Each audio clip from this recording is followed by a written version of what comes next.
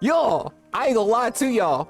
I'm excited about this vid. Hi, it's your boy Charlie. Hope your day well. You're feeling so. I am excited about this vid. Why, you may ask? Back up a little bit. Not only is it a Minecraft vid, I've been playing a lot of Minecraft lately. Not even on camera, just on my own time. I've realized that Minecraft, a little bit of a tangent, but Minecraft is a really great way to de-stress, bro. No cap. I've built an entire village for the tribe, and I've shown no one. It's just been on my own time shit, but I'm gonna show at some point. Irregardless, 1,000 players simulate civilization, rich and poor. What's gonna happen in here with the creativity of humans in general, in the constraints of Minecraft, which is damn near, it's so imaginative. You can damn near do anything in here. Like, the possibilities are endless. Let's tap in. Let's tap in! In the biggest social experiment in Minecraft history, I scattered 1,000 people across 2 massive islands to simulate a realistic civilization. The players were given no help or guidance, and just like in real life, if you die, you remain dead forever. Now each player has the freedom to do whatever they want. Farm for food, become a dictator, and build a society. At least as best as they can, because while one island is a rich, green paradise, the other one desolate. You're kidding me. is a barren wasteland. It's up to each player to work with what they've got. Will there be peace between the islands, or will there be war? What ended up happening is the single most amazing. Wait, who gets decided on which island you live on? Like, how does that get picked? What Or is ended it up just like happening life is the is random? single most amazing story arc What I've the ever seen. All I will say is pick a nation to root for and enjoy the video. We get to pick a I nation present to too. you the rich and poor 1,000 player civilization experiment. I'm rooting for the poor nation. I ain't gonna lie. Don't forget, if you want to participate in these videos, join my Discord server and of course, subscribe to my channel. Fire We got intro. 1,000. Good luck, everyone. Fire intro. It was the beginning of 500 day on each 1, island. and all 1,000 players began to explore their new homes. What is this place? Pie? Before the first day, I had made everyone choose randomly between Island 1 and Island 2. And I didn't tell them that one of the islands, the first one, would be a barren wasteland. Hey, you guys having a good time? No, there's nothing here. Please tell me where the trees are, bro. I cannot find anything. It didn't take long for the people who chose Island 1 to realize they had made a massive mistake. I hate this place. I hate this place. I hate this place. Bro. Players There's realized no- that there's building dead-ass nothing civilizations on here. Island 1 would be particularly challenging. And not only because it was empty, but because some parts of it were completely uninhabitable, like the snow biome. Oh no! No, no, no! Help! And right next door, a massive volcano that could erupt at any moment. Ooh, I'm not going down there. This volcano also happens to heat up all the water on the island. So there's no... Okay. This Bro, this is annoying. I ain't gonna lie. How is there people dead over? Oh my god! killed a lot of people. Now, to begin building civilizations, the players needed to find a tree. Please tell me where the trees are, bro. Wood is an essential material, and without it, Facts. you really can't do anything. Facts. Now, luckily for Island 1, there was one tree on the island, and it was pretty big too. But, of course, singular it was tree? completely surrounded By the by hot boiling wall. water. Oh, You've got to be kidding. bro, this is not just a poor island. This is a evil island. This is not rich and poor. It's rich and evil. Rich and evil, bro. This island is uninhabitable. That's the word. This island is uninhabitable, bro. It has it. Well, I mean, yeah, that makes sense though, because it's poor in resources, poor in everything. Yeah, that's so annoying. I'm already pissed off. I ain't gonna lie, nigga. People have already died. Like, Completely surrounded by boiling water. You've got to be kidding me. Meanwhile, let's go over to Island 2. cherry blossom trees. Nah. What? Life They on already Island have 2 a crafty was beautiful. The terrain was green, the trees were plentiful, and the water was normal temperature. Open for business. So the What? water's There's- from the they ha- ocean. Are you trying to make me drink ocean water? No. The people on Island 2 immediately realized they had chosen the island of safety and wealth. You are literally a piece of gold. Yeah. The only real danger on Island 2 was the possibility of falling down from a tree as you're collecting wood. But some people found a way to even work around that. So you're planning to build a bakery, Yes, I am. and you're forcing your employees to go up and get oak. Oh, no, She no. forced you to work up here. Hey, no. It's double carrots, triple carrots. I don't want say carrots. anything. I want fair working conditions. Also, because of the Nah, vast amounts of trees, people were smart. very quickly able to craft tools that allowed them to mine underground. Bro, Hello, Sam, you doing okay? Yeah, I mean, this island's great. Look how quickly they've advanced, bruh. If that island is really that poor, the rich island is gonna have so much more protection, weapons, and capabilities at a much more greater rate than even if the poor found weapons. And like, it's gonna be hard unless the poor pull up right now and fight these niggas, bro. that's the only way, because then it's gonna be too late. I'm trying to predict how this is gonna go. I ain't gonna lie. I'm very, very curious. To mine underground. Hello, Saps, you doing okay? This is just day one, though. This island's great. So many diamonds already. Yeah, Wow. look at this. Yeah, I'm loaded. Overall, the people of Island 2 were thrilled with their new home, thrilled with their wealth, and they were very them. optimistic about They their got future. boats and everything. Has anybody died? By the end of the first day, players on Island 1 had finally reached the big tree.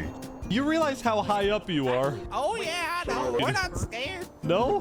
No pain, no gain. Island 1 was still pretty far from having fully fledged civilizations, but scared. there were communities starting to form. For example, this player named Remy the Rats made a small restaurant to feed those who were starving. Remy the Rat, what are you serving them here? It's very popular. Bread? And you could What the frick? Why? You get Wait, is this a bread line? Oh no! I also got word that there was a small group of people who had chosen to settle in a weird location. People at the volcano. What type of people would choose to live on a volcano? Hey guys. Hello. What the? Hey, how's it going? Welcome to the mafia. This was Lingolini, and he had recruited about 20. Yo, Mario started a mafia. I'm joining that, but I don't think our location is ideal. But because if the volcano blows, then they're immediately dead.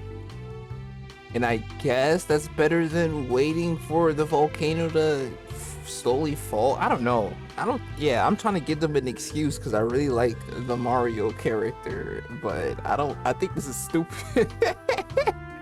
I think this is dumb, bruh.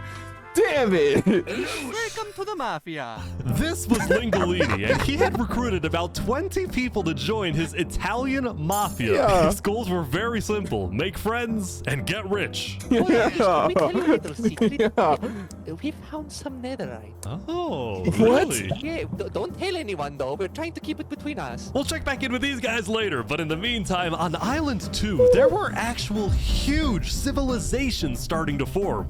I don't care about power. I don't care about government. I just want to make a nice place for my people to live. This player named Call Me Cass was the leader of about 50 people in a nation she named the Cass Coalition. Nice. And a coalition it was of very different types of people, including pirates, bankers, Canadian cartels, bakery owners, and their employees. I want fair working conditions. How much even being paid to work up here? Paid? People are getting paid? Now, later in the day, Island 2 would face its first conflict. What the heck? Hey, you guys can't be destroying the beach. Who are you? A group of about 20 people were extracting sand from the shore right next to the Cass Coalition. Cass was obviously not happy about this, but these people didn't care because they were from a much bigger nation called the Commonwealth. The Commonwealth. We're actually 5 nations combined into one, so we have strength in numbers. The Commonwealth was a Oh, wait, who's massive talking? civilization that was formed on day 1 when like 5 a regal distinct type of- groups were close enough to each other that they just decided to come together and unify under one nation. As a result, the Commonwealth had a government with 5 leaders at the top and over I just peeped. Damn, hella people got iron armor, diamond armor, weapons of. It's already. What day is this? Oh my gosh, it's GG's. It's overly GG's. I ain't gonna lie. one nation. As a result, the Commonwealth had a government with 5 leaders at the top and over 150 citizens. We're going to turn this mountain into our city currently. Ah, okay. The Commonwealth leaders were very ambitious and wanted to make the Commonwealth the most beautiful, the most respected, the most powerful nation on Island 2, even if it came at the expense of others. Overall, by the end of the day, Island 2 was much further ahead than Island 1, as expected. But let's see what happens in the following days. I'm so curious, bro. Day 2. 453, 496. As players logged back in the next day, nobody was expecting that the beginning of day 2 would end up having one of the most consequential moments of the entire event. What happened? Revy the Rats was running his restaurant when he received a visit from a player named Spoon. Knight, I need food. I'm dying. Yo, Spood. Well, yeah. I do have food. You're private, but Oh, I don't need food. worry. Oh, God, I'm too kind. I care about everyone else before myself. It's such a problem. Now this player, Spood, was a rising leader on Island 1. He was known for always giving away his own food. But some people started to suspect that Spood's supposed generosity was merely a method to gain popularity, to further his political ambitions. That is, until... Oh! Oh my God. Why? Who is a traitor? He was trying to assassinate Spoon. Spood had survived an assassination attempt, which brought him exactly the attention he needed to cement himself as a legend on Island 1. What? People were drawn to him, and on What? day 2, Spood used this leverage to establish an empire named Westhelm. Wait. Okay, first of all, that's fire, and second of all, that sounds planned. Like, what? That wouldn't be too crazy of a plan for Spood to create. You feel me? What if Spood asked a couple of the players to orchestrate this? I'm not saying that it was fake. I'm saying that it was orchestrated to get Spood to become the leader, bro. That's what it feel like. I'm not gonna lie. If I was in this situation playing, it low-key would work on me too.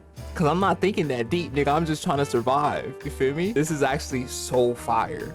Yo, I'm so happy I actually sat down and watched this. People were drawn to him, and on day 2, Spood used this leverage This is to establish an crazy. empire named Westhelm.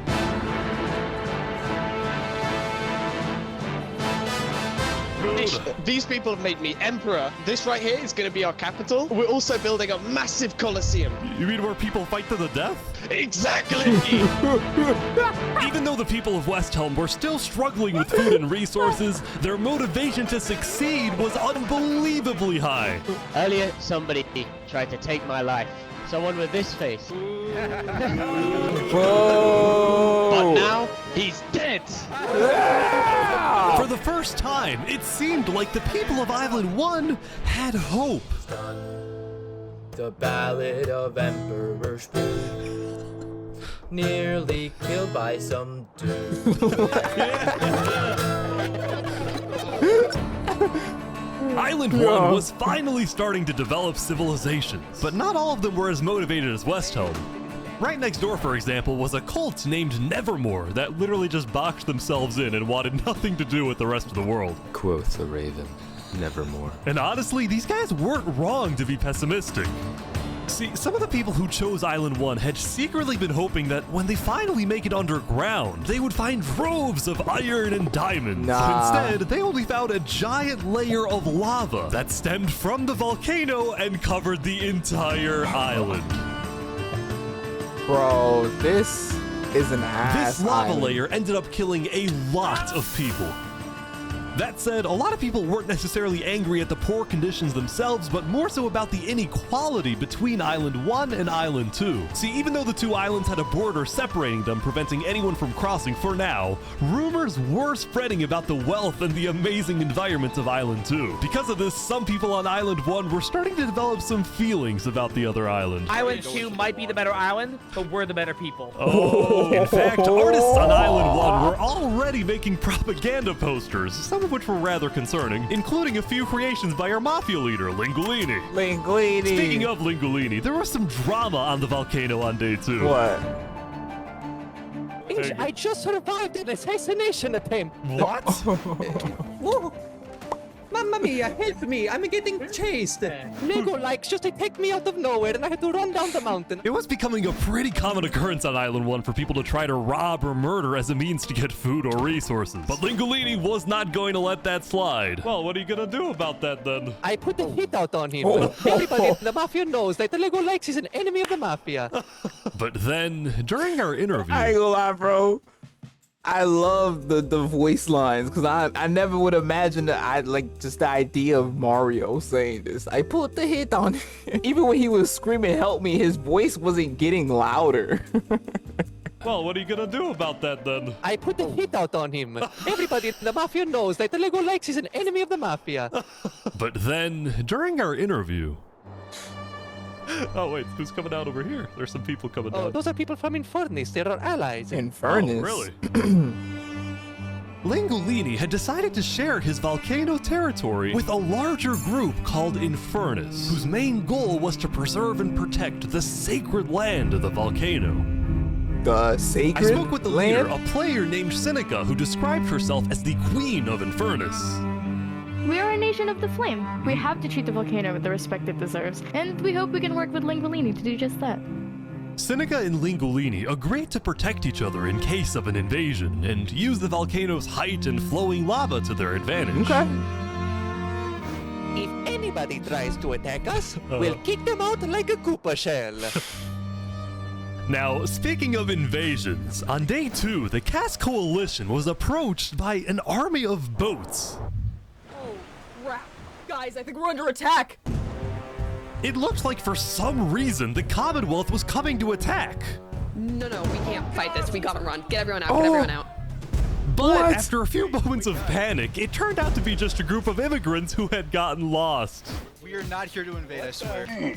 Oh, We're not here to invade you, we promise. Why are y'all here? It's you mother. But I didn't do anything. I just followed You them. brought them all. I didn't do anything. Okay. The leader of the migrants, a player named 3 Below Zero, profusely apologized for the scare, and then the migrants took off.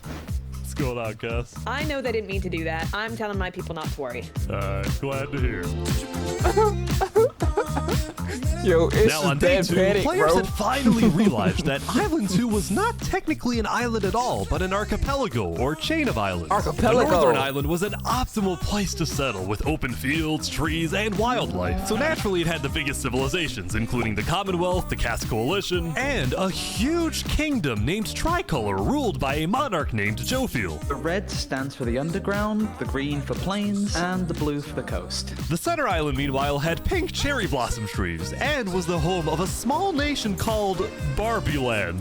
What is this? Barbie Land. Oh god. It's fantastic. And lastly, the southern island was big, but also extremely dense, flooded with jungles and swamps. As a result, nobody really wanted to stay there, although I did find one person. Saps, what is this? Can't you tell? This is my vacation home. How's this a vacation home? I don't Like, see there's, any like- lawn chairs or furniture. There's no Hey, roof. hold your horses there, cowboy. It's not done yet. Saps was one of the few players who chose not to join any civilizations because he didn't want to get dragged into politics and drama. Still, he made lots of friends across Island 2, his best friend Flux actually being the second in command of the migrant group. Oh. Speaking of, 3 Below Zero and the migrants had finally reached their destination all the way up north. Now, other than accidentally invading the Cass Coalition, these guys seemed pretty insignificant. But little did people know, this new civilization was about to change the entire world. 3 Below Zero. The entire world? We are blessed to live where we live, and we intend to use it for good. We are enlightened. We are the light. We are Luminara. The migrants had decided to call their civilization Luminara. They saw themselves as the light of Island 2, the innovators, the inventors. See, the reason 3 Below Zero had chosen this specific location to settle, well, it wasn't by accident. After the first day, 3 Below Zero had used content and propaganda released by the people of Island 1 to estimate the location of the other island. He then used a coordinate system to calculate the northernmost point of Island 2. His goal was to settle as closely as possible to the other island so that when the day comes, when the borders drop, Luminara can build a massive bridge connecting the two islands, giving free passage as a sign of good faith to perhaps bring about world peace. What? But it wouldn't be that simple. The second in command of Luminara, Flux, as well as a few concerned citizens, did not want that bridge to be built. They had seen the Island 1 propaganda. They knew that people on Island 1 were— Whoa. This is actually turning crazy. I ain't gonna lie. Because if you think about it, I wasn't expecting goodwill. I low-key was, but I wasn't expecting it like this. Would Island 1 accept this? Oh wow, this is fire. This is fire. But it wouldn't be that simple. The second in command of Luminara, Flux, as well as a few concerned citizens, did not want that bridge to be built. They had seen the Island 1 propaganda. Yeah, it does look bad. They knew that people on Island 1 were angry. Yeah. I mean, you can't Their blame fear them. was that Island 1 would just use that bridge as an opportunity to invade Luminara and perhaps invade the rest of Island 2, leading to a world war. That bridge is a bad idea. Moving up north was a bad idea. Island 1 is going to invade us, and Luminara is going to be their first target. What about the goal of world peace? I respect our leader's goal, but he's dead wrong. We shouldn't be trying to befriend our enemies. The way we're going to achieve world peace is by uniting Island 2 against Island 1. What if 3 Below Zero says no? What if they finish the bridge? Well, then at least they'll know I tried to warn them when Island 1 comes and kills us all.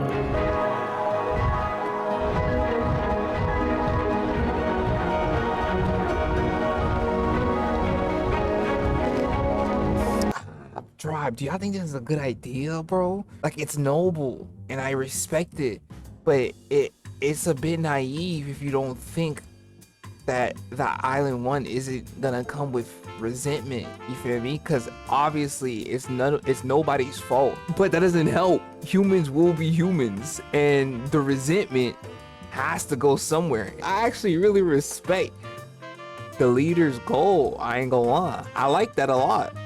I think I probably would be the loner, bro. I'm gonna be honest, cause this is stressful. Cause I'm really thinking about it, and this, like, I feel too invested already, dog.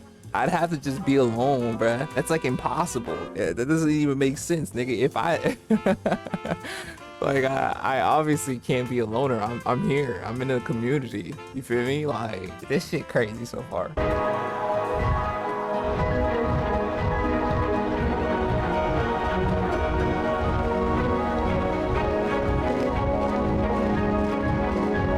I don't know, man.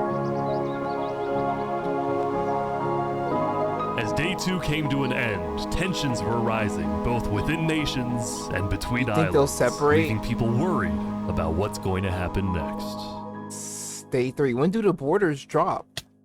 428, 493. Back on Island 1, I was watching a small group of pirates who called themselves Al Karasina. Al my Karasina. friend. We're the baddest pirates around. Now, if you look closely, there was a person of interest hanging around with the pirates. Nico likes just to take me out of nowhere. and I Yeah, have to run down the mountain. Well, what are you gonna do about that then? I put the hit out on him. So to be clear, Lego Likes had a bounty on his head, and he was hanging around pirates. You could probably guess how this ends. Yo, Lego Zanga's here. So is this is everything you guys got, huh? Not much. Ooh. They're boiling him! Oh no! Oh my gosh! The Alcaracina pirates had. Oh my god, that's so much resources. Oh. Damn, Lego likes. Well, I mean, you tried to kill some. The Alcaracina pirates had killed Legolikes, but there was a small problem. What?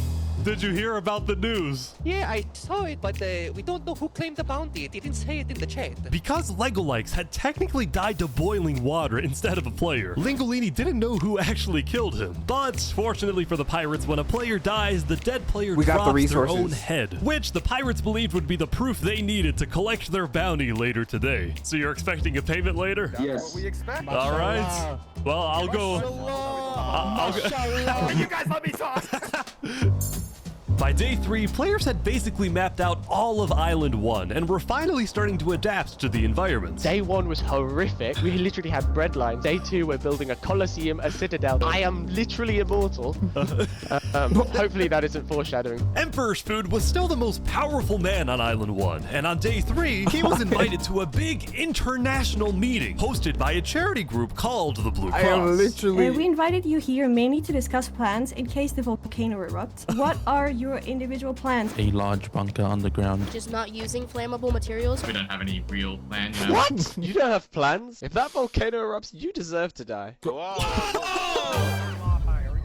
Emperor's Food had come in with good intentions, but it was there that he learned that he hates meetings.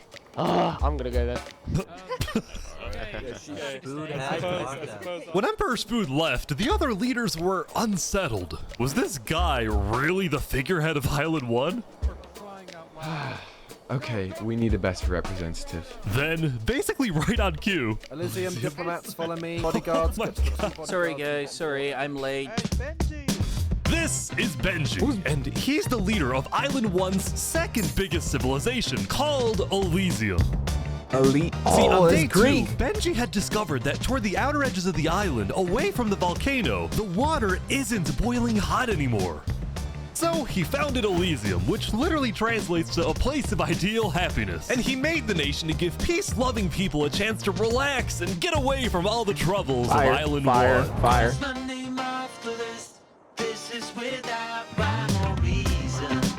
Look at these Elysium guys swimming in the water. We were hoping that Lord Ish could summon a single mushroom cow. All right, if anyone drops a pufferfish in the next 60 seconds, I'll do it. What do I have to do? What do I have to do? We need the pufferfish. Quick. There it is. All right.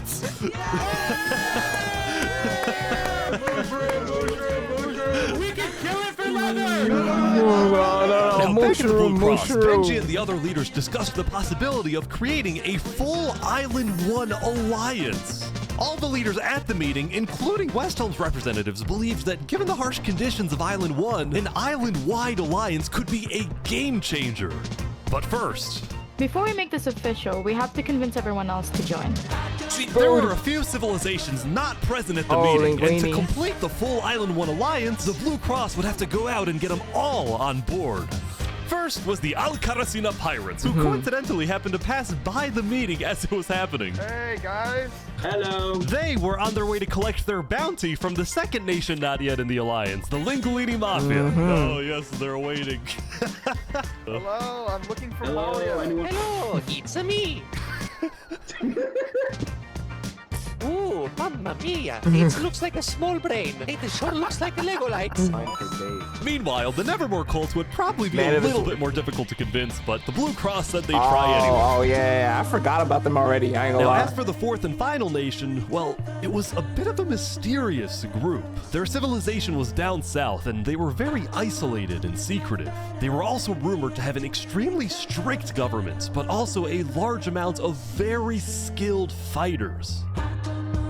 It looks As a pretty result, cool. I ain't people were gonna kind lie. of scared to approach them, but they knew they had to eventually to complete the Blue Cross Alliance. They knew that if this alliance works out, it wouldn't matter that they all lived on the poor island. All of a sudden, out of nowhere, the most powerful force in the world would become Island 1. At first, first island one was supposed to lose, but now they I were knew. on the verge of You turning see? their lives around completely. You see?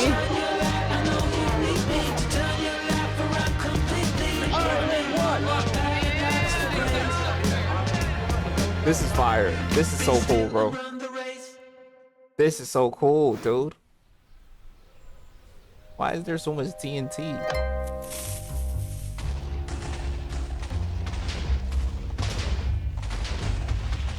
As you can see, there was a bit of commotion at the Commonwealth. They had just exploded their own land because of a miscommunication. What happened was one of the 5 leaders, Coraline, got the idea that the Commonwealth was planning to move east. So she started telling everyone to move. Thus, believing that they wouldn't need their old land anymore, one of the citizens just decided to blow it up. I thought we were moving. What? We're not moving. I'm surrounded by idiots. Overall, the Commonwealth was having trouble getting anything done because— Are you? No, bruh. Are you dead ass? Bro, look how much. Are you serious? Bro, he blew up the farmland. He blew up, bro, he blew up the crops. And he blew up the little building. Nah, in jail for stupidity. They got there. Is there? Do they? Bro, no. This is like sabotage at this point. Like, you gotta confirm. You gotta double, triple confirm for some shit like this. I'm not gonna lie, cause this is just a crazy, like, unless you get explicit words to say, hey, go put a bunch of TNT out on the ground and blow it up. I'd ask 4 times. So you want me to lay them out just in random? What exactly are you asking me to do? Cause I'm the type of nigga to really go crazy. So you gotta be real clear before you just let me loose. I think why I'm so mad is because I probably end up doing some stupid shit like this. Like, I just get excited at being allowed to use TNT that I would just ignore every other instruction, you know? There's like, go put TNT out on the— What? You said go put TNT where? Out on the ground, I bet. Wait. No, we have, no, I got you. I have way more than Yeah, so I get it. I actually do get it. But bro, you idiots.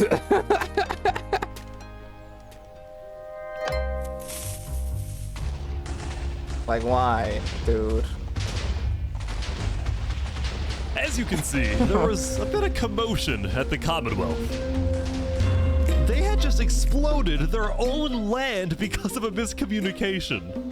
What happened was one of the 5 leaders, Coraline, got the idea that the Commonwealth was planning to move east. So she started telling everyone to move. Thus, believing that they wouldn't need their old land anymore, one of the citizens just decided to blow it up.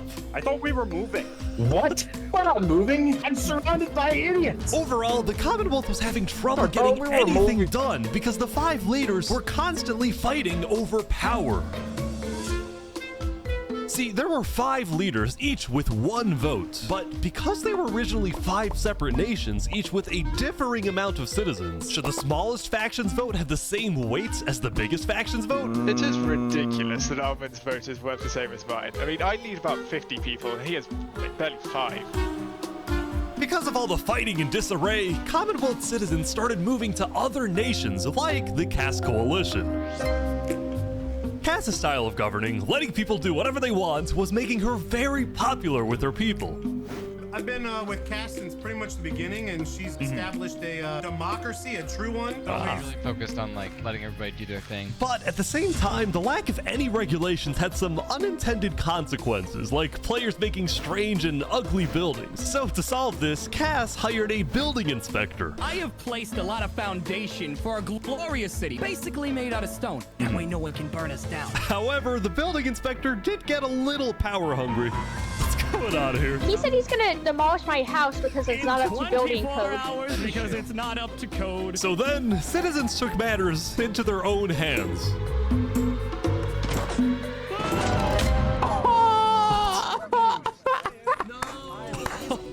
Anyway, on day 3, the biggest nations on Island 2 were still the Commonwealth, the Cass Coalition, and Tricolor. Tricolor was a medieval civilization separated into 3 Yo, they off that nigga quick. I ain't gonna lie, what did you think was gonna happen though, bruh? How dare you pull up to my house and say, like, excuse me?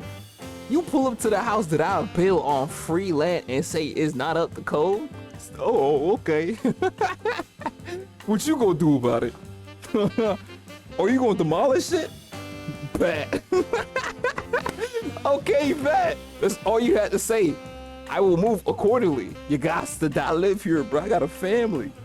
And I don't got a family. Tricolor was a medieval civilization separated into 3 regions, one of them being an underground city. Oh my gosh. This is big. Yeah. People didn't really know that much about Jovial and Tricolor because they tended to be more private. Jovial was more interested in building up Tricolor rather than doing outside diplomacy. But people would still come to Jovial with all the political news of Island 2. I am so tired of the politics already.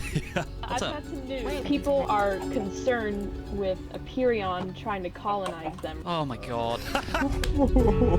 Now, this particular rumor about a group named Aperion colonizing people happened to be false. Aperion was just a small town led by a player named Alkaline, and it was actually the only nation other than Luminara that directly bordered the ocean next to Island 1. Is this water good too?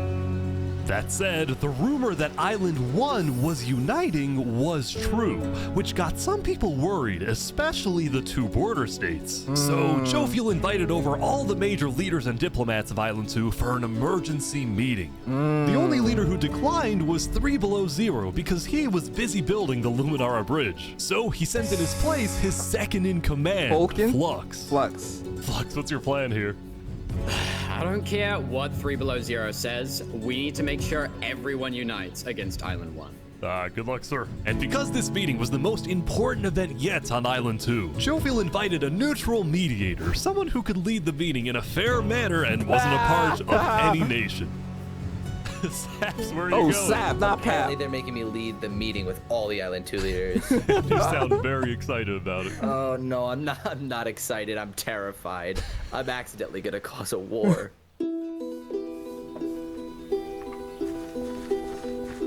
Yo, I feel him. I deadass feel him. Here. Welcome. Well, we at the great and mighty Commonwealth are looking forward to a productive conversation. Thanks, it's great. So, as the president of Aperion, I'm actually really worried about our town, which is why I'm proposing we all join a defense pact. If one of us gets attacked, all of us are under attack. Here. I can agree to that. Yeah, I like that. That's good. That's a good start, but if Island 1 attacks, say, Luminara, well, by the time you can even arrive to defend us, everyone at Luminara will already be dead. Which is why I think we need to focus our efforts on preventing an attack in the first place. An attack is inevitable. I'm just saying. Hold on, Flux. Let Jovial finish. Island 1 is starving. They're not going to attack us. They have bigger problems. And imagine for a second how quickly we could change their hearts and minds if, instead of treating them as an enemy, we send them aid. I think Joe feels right. We do the defense pact, but we also send aid to Island 1. Basically, we're ready for an attack, but we try our best to prevent it. Dramatic ass, standing on the hey, I like the ambiance right now. Fire though. I feel exactly where everybody coming from. I ain't gonna lie. I like this. I like this. I think Joe feels right. We do the defense pact, but we also send aid to Island 1. Basically, we're ready for an attack, but we try our best to prevent it. I'm on board with that. I can agree to that. The Commonwealth agrees. Guys, no, this is ridiculous. Island 1 is literally making propaganda saying death to Island 2. They're jealous that we live in a paradise, and they're gonna invade us no matter what. And you wanna send aid to them? Guess what? They're gonna take whatever you send them, food, armor, weapons, and they're gonna use all of that against us. He might have a point. Hold on. Island 1 isn't evil. They're not savages. They just need help. You cannot be this naive. Well, there's a guy under the table. There's a guy under the table. Everyone is super on edge. They're worried about traps. What the fuck? Guys, Island 1 is united. They have hundreds of people all aligned in the same goal, to kill us and take our resources. If they decide to attack any single one of our nations, it'll be easy. All they'll need to do is walk ahead, which is why we need to either merge all of our nations right now. We all choose a spot and combine into one civilization. Either that, or we attack Island 1 first. Or just stop the bridge. Just stop the bridge. That's a good compromise. Just stop the bridge for now. You know, stop the bridge, but send them aid, and you know, try to come to a resolution.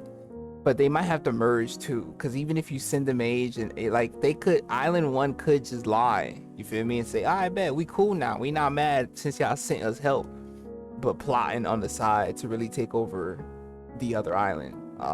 And there's so much more time left in this video, so how is this shit? It's already pretty damn crazy, bro. Either that or we attack Island 1 first. Whoa, whoa, whoa, Are you whoa. crazy? Watch, this is you plan to ridiculous. kill What's hundreds? crazy, Joviel, is you leading all of us to our death. Oh my That God. is Too you have to much. We listen can't to me. do that. If we don't do this, it's the end of Island 2. Flex, Hold on, we can't do that. That's crazy. What is happening? All right, everyone, we can't fight. Let's just vote.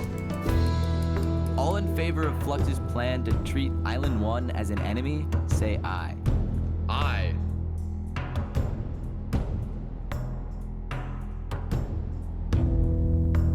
What if he's right? Oh, this would be a moment in history to remember. He was the only one to say aye, and he was right. All in favor of sending aid to Island 1.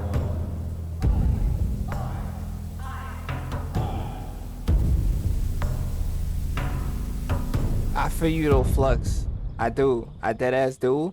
But as an enemy is a bit much. 416, 484. Meanwhile, at West Helm, I ran into something interesting. Our next song is called Island 1. Oh my god. So you remember this guy? The Ballad of Emperor Spoon. Well, he had joined a band that produced actual songs and then performed them all across Island 1. A barren wasteland island. A boiling water sea. Let's go. And no resources to speak of. Except a wooden tree. Let's go! Everyone loved the Island 1 band, including Emperor Spoon, who found that the music bolstered the morale of his citizens. He believed that a happy citizen is a productive citizen. West Helm took us in. Gave us a little home. Even though Emperor Spoon was a chaotic figure, West Helm itself was the opposite. It had an army, a storage system, and a hierarchy, from Emperor all the way down to citizen or plebeian. Plebeian. And of course, there was the Colosseum, which when finished, will play a major role in West Helm's justice system. That said, Emperor Spoon was not happy when he heard that yesterday, Benji and the other leaders had been talking poorly about him. Okay, we need a better representative.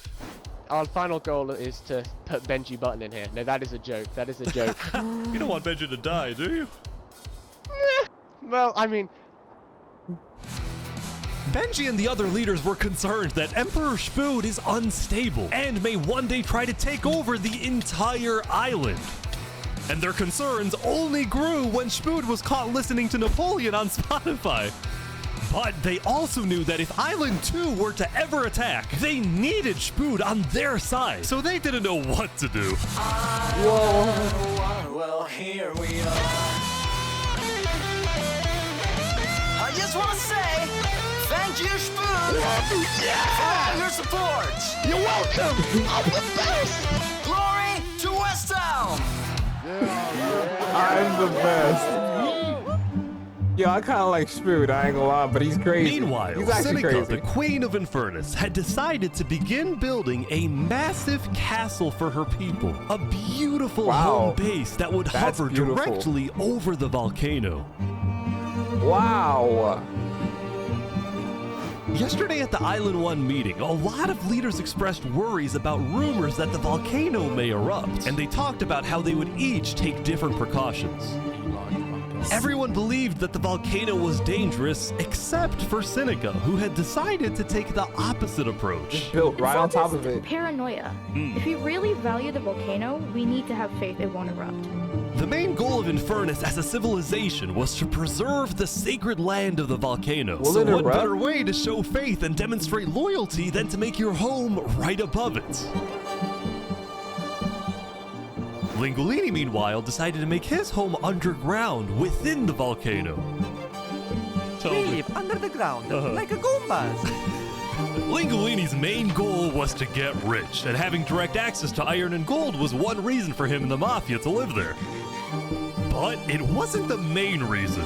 Remember this interaction from day one? Hold on, Ish, can we tell you a little secret? Netherite. We found some netherite. Oh, really? Scattered throughout the volcano were pieces of netherite, the rarest and most powerful mineral in all of Minecraft. Not even Island 2 had netherite. It was the single secret advantage that Island 1 had. And the only ones who knew about it were the Lingolini Mafia and Infernus. Now, even though Infernus didn't exactly like how Lingolini was desecrating what they consider to be sacred land, they made a deal with him. The Mafia can keep mining so long as they provide Infernus with some of the minerals they find. But Lingolini was unsatisfied. They want to use us. They want cheap labor. I'm not giving them anything. Lingolini didn't like how Infernus was basically forcing the Mafia to mine for them with nothing in return. So he secretly instructed everyone in the Mafia not to give Infernus anything.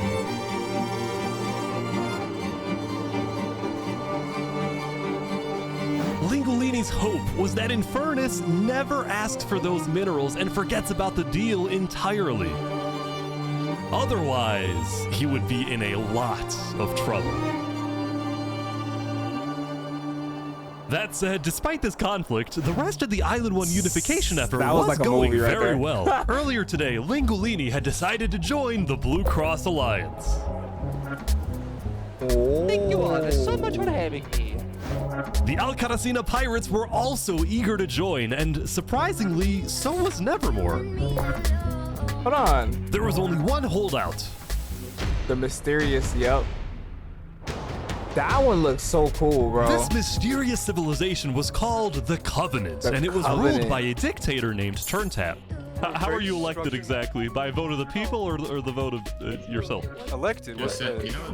Turntap wasn't sure about joining the Island 1 Alliance because the people of the Covenant were generally skeptical of outsiders. They only took pride in their own nation, especially in their army, which was composed of really good PvPers who weren't above using torture to get their way. Are they drowning this guy?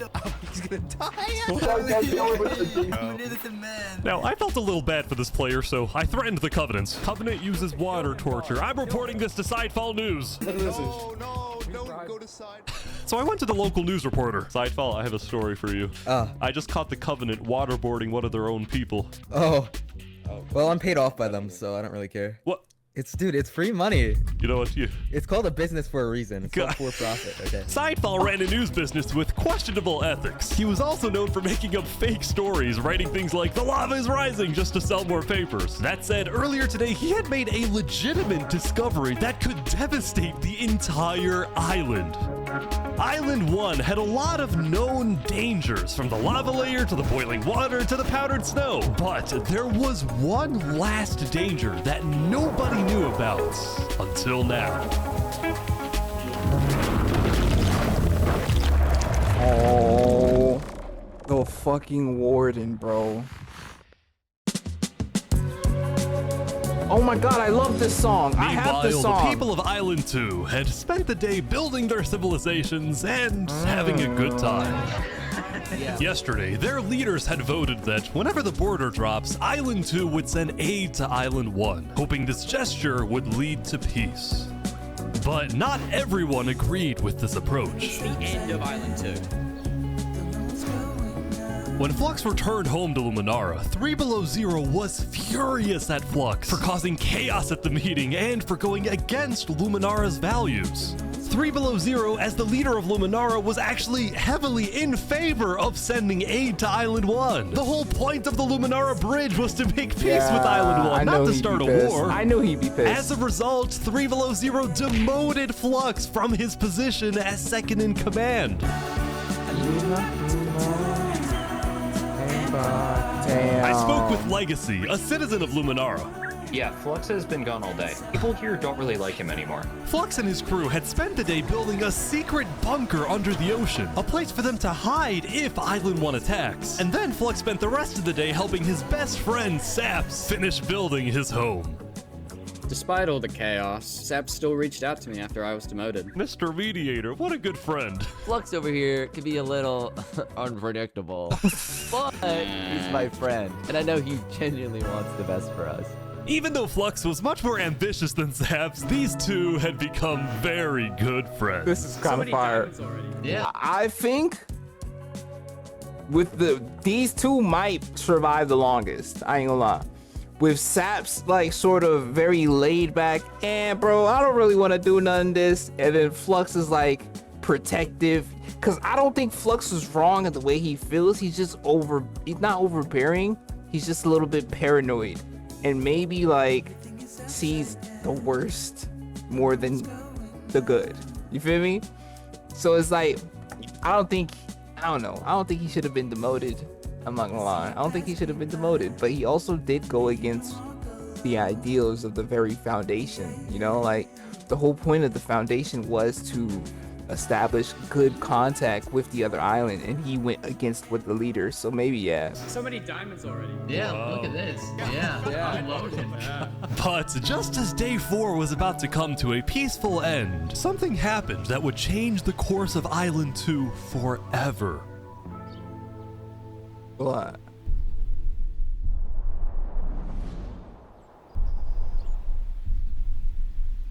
Alright, a little transition.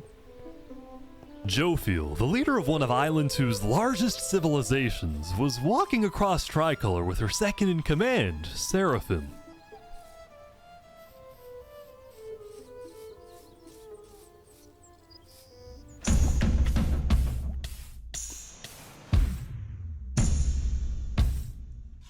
What? Why? Seraphim! What are you doing? What? No way. The second in command of Tricolor had just killed their own leader. And immediately, all of Island 2 went on lockdown. What? Wait, what? What the Everyone hell? was confused about what caused this to happen. They killed Jophiel. Why? After Seraphim fled, Tricolor was in complete disarray. That's our leader. Back at Saps' place, Flux told Saps it might be a good idea for him to call an emergency meeting with all the leaders. So, for the sake of the island, Saps agreed to host a meeting tomorrow. But for now, he and many others headed to Tricolor to help them restore order.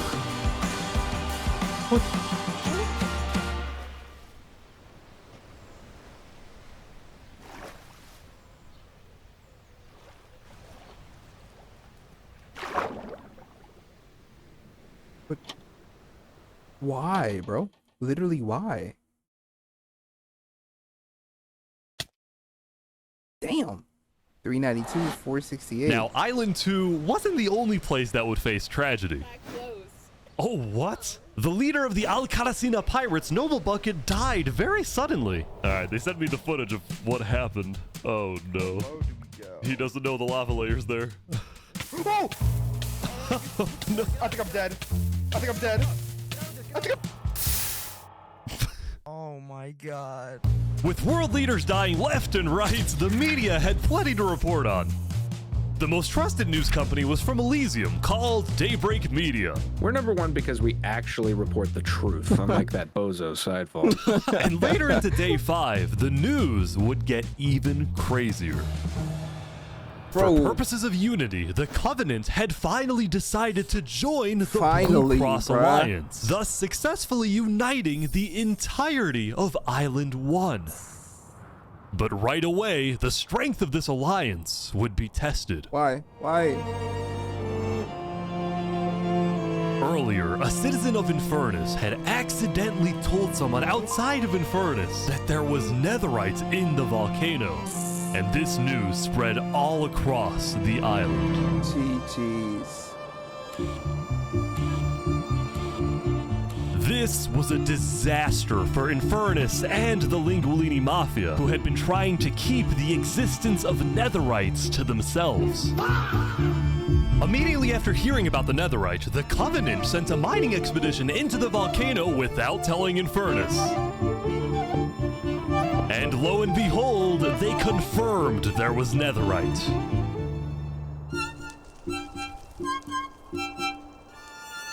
Because the Covenant had a scary reputation and a ruthless army, Queen Seneca of Infernus felt it was in her best interest to allow the Covenant to mine. But when other nations like Westhelm started asking if they too could mine in the volcano, Seneca said no.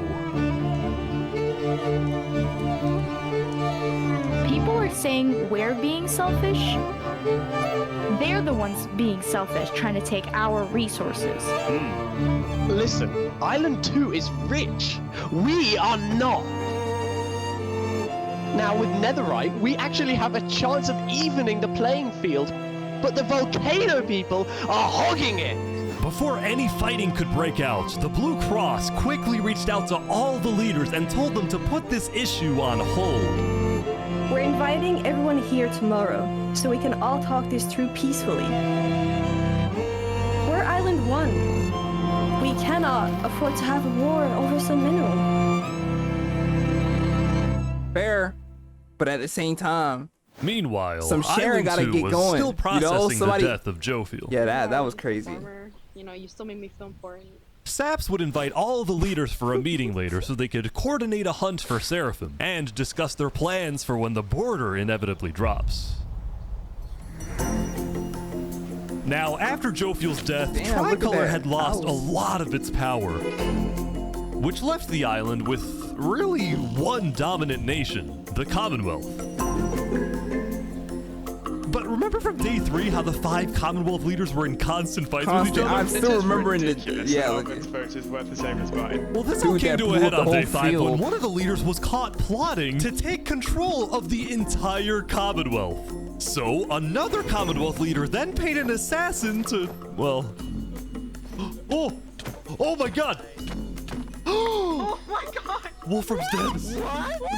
We just witnessed murder! After this, people from the Commonwealth lost even more faith in their governments. This Commonwealth citizen went to the Cass Coalition to complain to Cass directly. I got information that there might be netherite on the other island. My leadership said, quote, netherite is useless. Netherite is, of course, not useless. I think that's a foolish statement. As the Commonwealth erupted, the Cass Coalition thrived. Who said but that? They did have their own problems. Is this your employee? Yes, he is. That implies I get paid. Is he not getting paid? Skip out on work. You hear this woman? Earlier, What Daddy had ditched work to attend a party in Barbieland. So as punishment, his employers forced him to risk his life and chop down one of the tallest trees in the Cass Coalition. He's asking for help. You have to yell louder. I can't hear you. You're so far up. You have to get closer to the ground.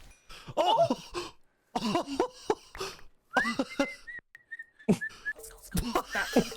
What the? Now, because of this recent tragedy, Cass decided to stay home from Saps' meeting. That said, every other major leader was now on their way. Bro, he was just trying to get paid, cuh. Man, respect her. As the leaders and representatives arrived, there was one person who would be notably absent, banned from attending the meeting. Flux. Before the meeting started, Flux called me to his underground bunker because he had something, quote, important to tell me. Flux, what are you gonna do? Well, first, let me just explain. I'm not allowed to attend this meeting because the leaders of this island are utterly incompetent. They can see that Island 1 is gearing up to invade us. And their response is, let's give Island 1 more gear. It's completely brainless, and it's going to result in all of our people dying. What is he gonna do? So, you got a plan? I had a plan, but nobody listened. They all voted against it.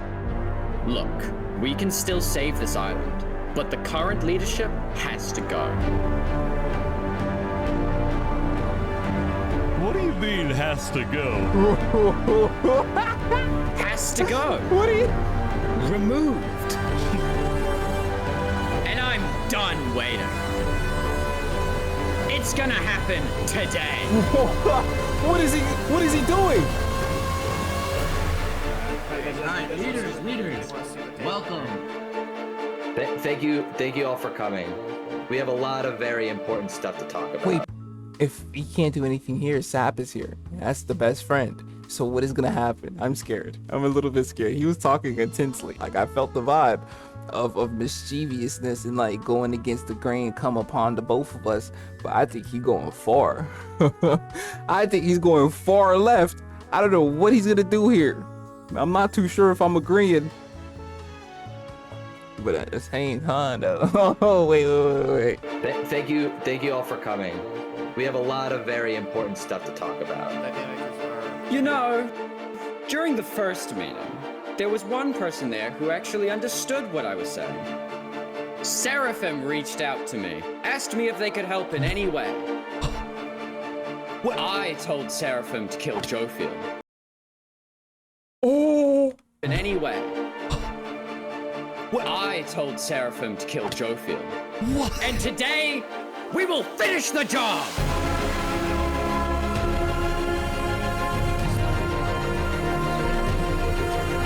Wait, so Seraphim gets there. What actually happens next? Something I didn't want to do, but something that needs to be done. I'm going to save this island by any means necessary. I would like to bring you to the table. If you agree with full KOS on Seraphim, please say aye. Aye. Are you sure this is gonna work? I don't know, but we have no other choice. Alright, so I have something to say. Is there a possibility, any possibility, that the assassination of Wolfram and the assassination of Jofield by Seraphim is any way connected? Is there a conspiracy going on right now? Do we think that's a thing? Are leaders safe? I have reason to believe that leaders are not safe. Flux, do you feel any guilt Who's doing all climbing through this? Well, part of me feels bad for Saps. That's what I'm saying. I also don't think the leaders are safe. What do you mean you feel bad for Saps? He has no idea what's about to happen to him. But if you had to betray one person to save 1,000, would you?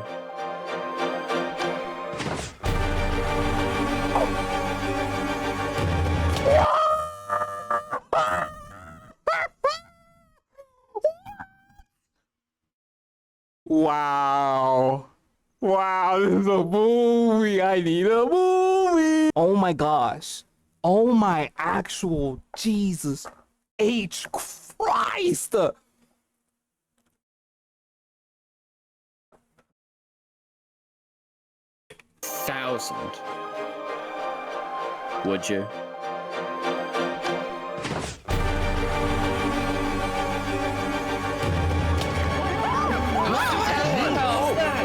What just happened? What happened? I didn't do that. Oh my god! Why is there a trap? Is this all a setup? Saps? Where's Saps? Where did he go? Did Saps do this? Wait, Saps? You have to find him. Put him down! Kill him! Kill Saps! Saps, where are you? Saps!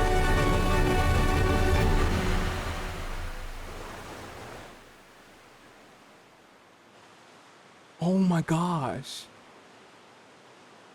Oh my gosh.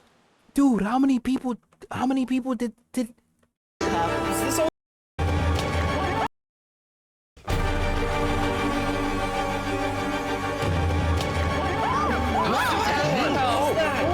What just happened? What happened? I didn't do that. I didn't do that. Oh my god! Why is there a trap? Is this all a setup? Saps, Yo, this is crazy. Oh my god. This is actually crazy. I'm not gonna lie. Flux. I think he's crazy, dude. I think Flux is insane. I wasn't expecting this out of Dog. I'm gonna be honest. I wasn't expecting this whatsoever. This is not something I could have predicted. Saps, where did he go? Did Saps do this? Whoa, wait, Saps? Did Saps? We have to find him. Put him down! Kill him! Kill Sap! I feel so bad for Sap. I feel so bad for Sap. He don't know what the hell going on. Could you imagine? Like, he literally be minding his business too. Jeez. 382, 453, bro. That was crazy. That was actually insane. It was a new day, and Island 2 was in shock. On day 4, when Saps was in Tricolor helping the people after the death of Jofield, Flux and his crew had built a trap in his roof. And Saps did not know they had done this. He had been framed by his friend Flux, used as a scapegoat for Flux's plan. But because they had to rush to build the trap, it actually wasn't fully successful. Some of the dripstone, including the one meant for 3 Below Zero, had failed. But overall, the trap still killed the leader of Aperion, Alkaline Alk, a leader of the Commonwealth, Coraline, and 4 other very high-ranking officials from across the island. Jeez. The people of Island 2 were devastated, confused, and angry. Our leader's dead. What just happened? After the trap went off, Seraphim was immediately caught and killed. Oh! We're in a Tricolor. But when more people found out about how exactly their leaders died, their anger wasn't really towards Seraphim, but toward the person they believed was behind it all. Saps. And it made sense. Saps knew he'd be hosting leaders at his home. It was his roof that had a secret trap. A trap that happened to fit perfectly into the design of the roof. Saps was about as guilty as it was possible to be. With that, all the major Island 2 nations, from the Commonwealth to the Cast Coalition to Tricolor to Luminara, declared Saps to be hunted down and killed, while Flux got away with it all. Dude, this is crazy. If you had to betray one person to save thousands, would you? And on top of all of this, at the beginning of day 6, it was announced that tomorrow, on day 7, the border between the 2 islands will finally fall.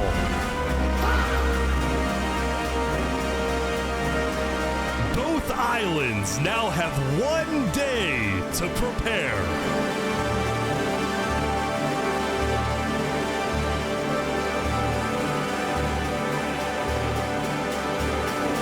Yo, I'm getting goosebumps.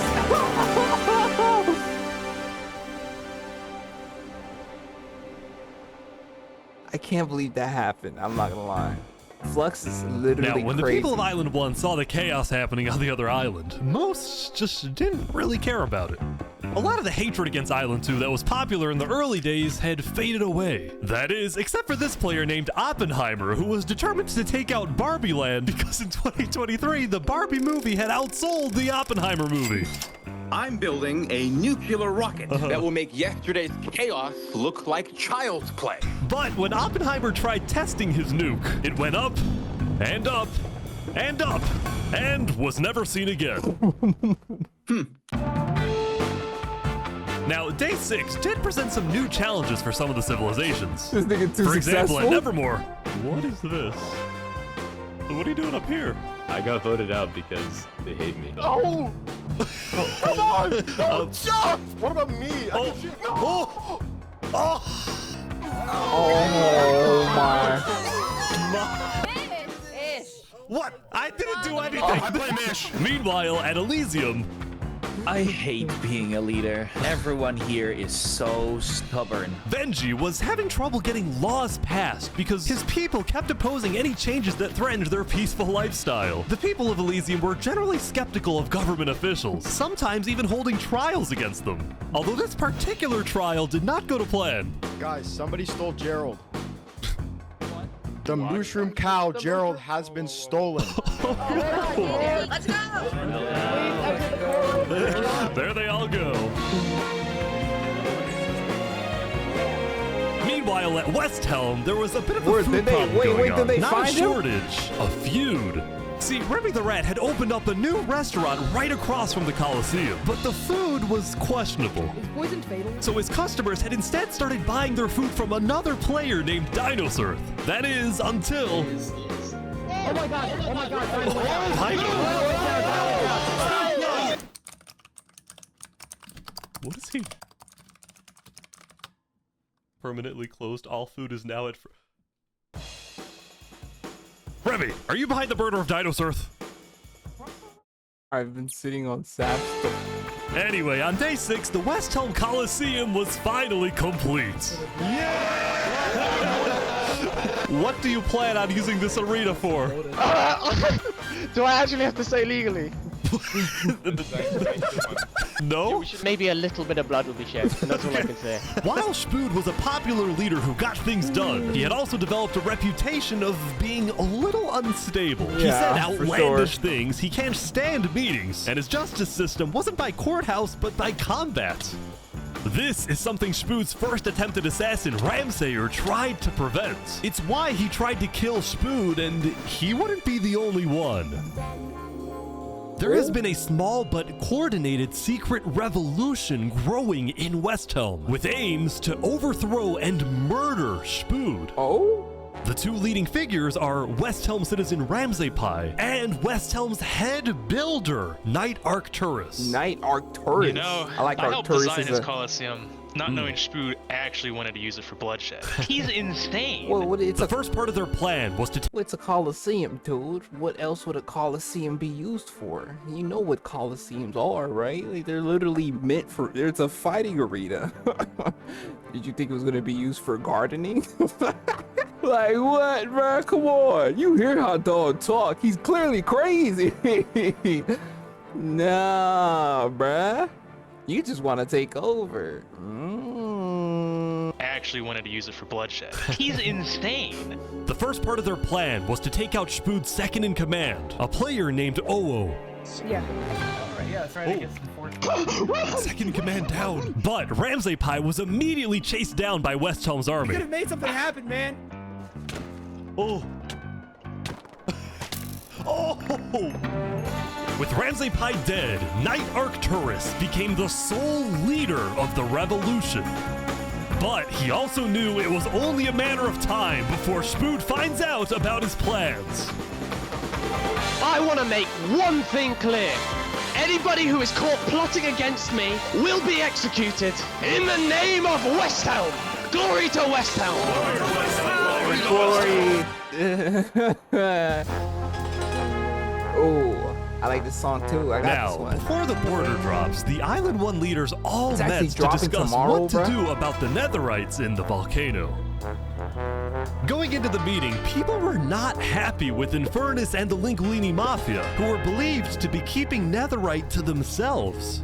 Please keep all your weapons holstered It's at not all true. times unless you absolutely have to take them. The meeting began with West Helm's representative and Spood's newly appointed second-in-command, Spider. We asked if you had netherite, and you lied. You said there was no netherite, that you had looked in it, and that you hadn't found any. Because people were immediately starting to gang up on Infernus, Benji from Elysium tried to keep the peace. Why is it Infernus's job to report on the netherite? There were people literally going into their territory, mine without authorization, and then accuse them of doing something wrong. After some more discussion, Infernus was asked the big question. Will you open Okay, up everyone. rights to mining underneath the volcano? It is still our land. It is still the place where we live. And of course, things like trade are important, but in terms of opening up the volcano, it is an adamant no. Ooh. Hold on, let the Maya talk. Oh, wow. It's a Maya talk. Now, Lingolini, Seneca's biggest ally, was about to speak, but what he ended up saying was unexpected. We have to humbly disagree with Infernus of not allowing anyone else to mine in the volcano. This is Island 1. We're all struggling against the nature and everything like that. Shouldn't we all be allowed to mine wherever we please? No way. Yes. Hell yes. Preach. Soon, people started offering deals to Infernus. I believe we'd be open to give you resources since it is your land. But Seneca still said no. The volcano is still our sacred land. We don't want hundreds of people there mining and ravaging it. As a result, Lingolini went even further. On the day one, Mario was here first on the volcano. I mean, he went even further. On the day one, Mario was here first on the volcano, and we're able to mine there, but it's not fair that no one else can mine. While your queen is over there with the diamond boots, some people don't even have any armor. Boots, man. Eventually, people started using scare tactics. That volcano is insanely active right now. It will most likely erupt within the next 2 days. I doubt it. I doubt No, it. That's sci-fi propaganda. That's propaganda. And so, after even more discussion, Westhelm made a final plea. We have a representative from every single nation on this island. You have an opportunity here to unite us all, or you have an opportunity to totally destroy that unitedness. But Seneca still wouldn't budge. For now, it's a no. So, Lingolini made a big announcement. Mario has a large chunk of territory in the volcano. The Linguini family declares independence from Infernus, and we will open mining to anybody who wants to mine.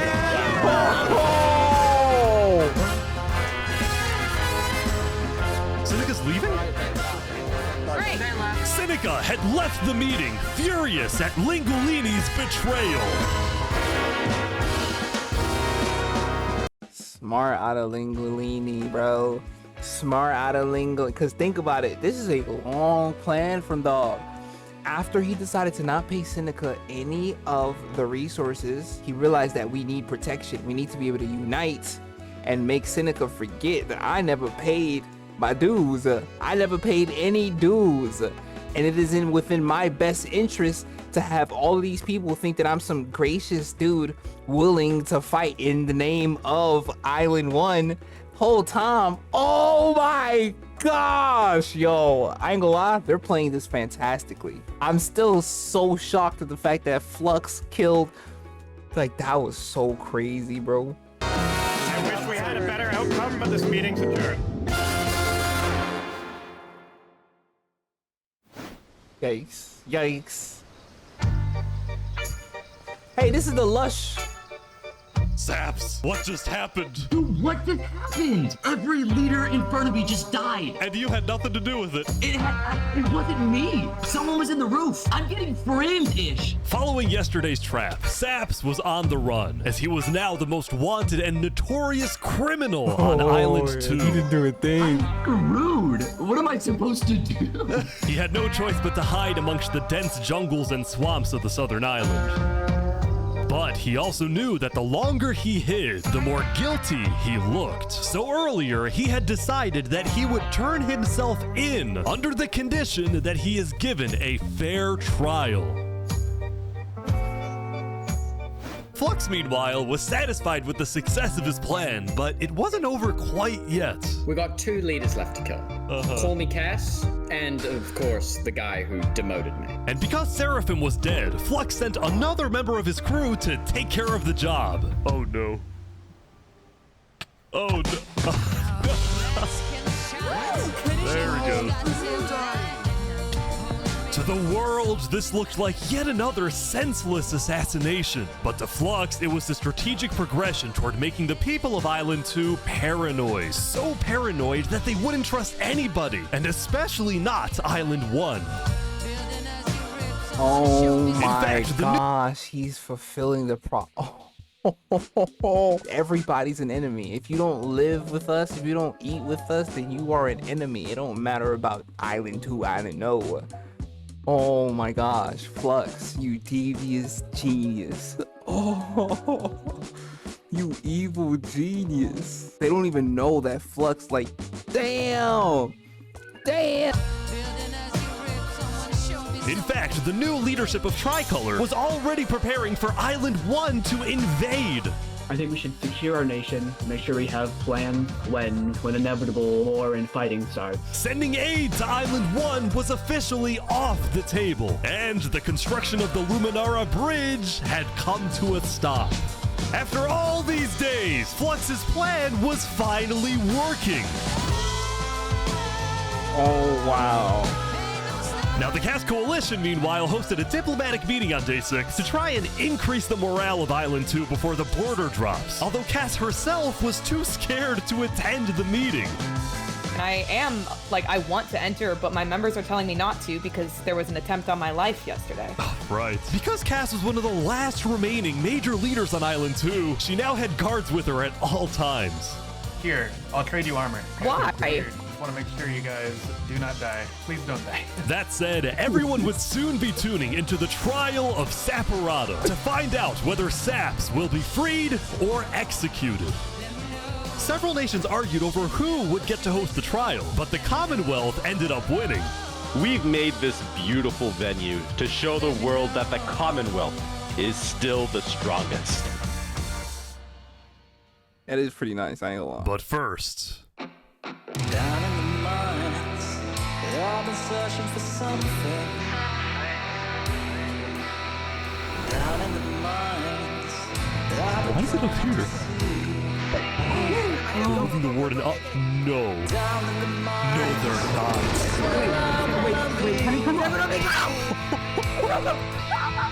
They're bringing it to the surface.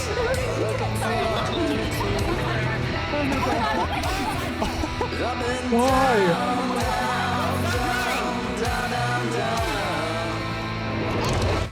but I can't see. Oh! Wait, they made it rising lava? So remember that discovery that Sidefall made? Well, it was a warden, also known as the most dangerous creature in all of Minecraft. Sidefall had then renamed. This nigga is terrifying. Tribe. It literally can like shift through walls. It screams and it just pops. It's so scary, bro. It's actually so scary. It can like one-shot you and it breathes so loud. Oh my goodness. And it doesn't have good vision, but it can hear you so well. Like if you make any footsteps, it literally finds you. Bro, this shit sickening. It's terrifying, bro. Look at this. Look at this nigga. Of Minecraft. Sidefall had then renamed the warden to Rising Lava, so that when he was accidentally killed by it, the entirety of Island 1 went into a panic. The lava is not rising, but this is just as dangerous.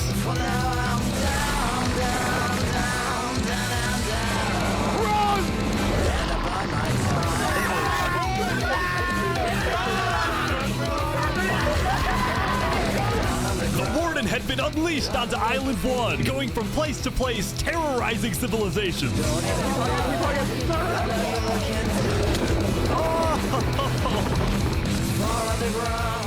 Yo, this is insane. Oh my god. Dude, how is anyone gonna stop this? Until eventually it got to Westhelm. But the Westhelm army was ready. Underground. Ready? Aim! Fire! Yeah, this is crazy. This is fire. Oh my god, this is amazing. This is amazing.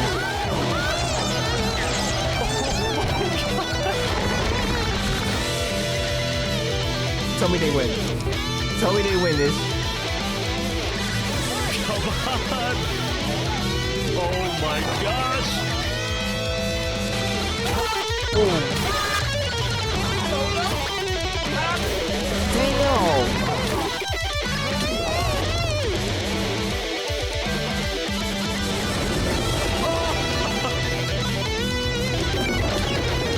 Welcome to Westhelm. Is it Reddit's place?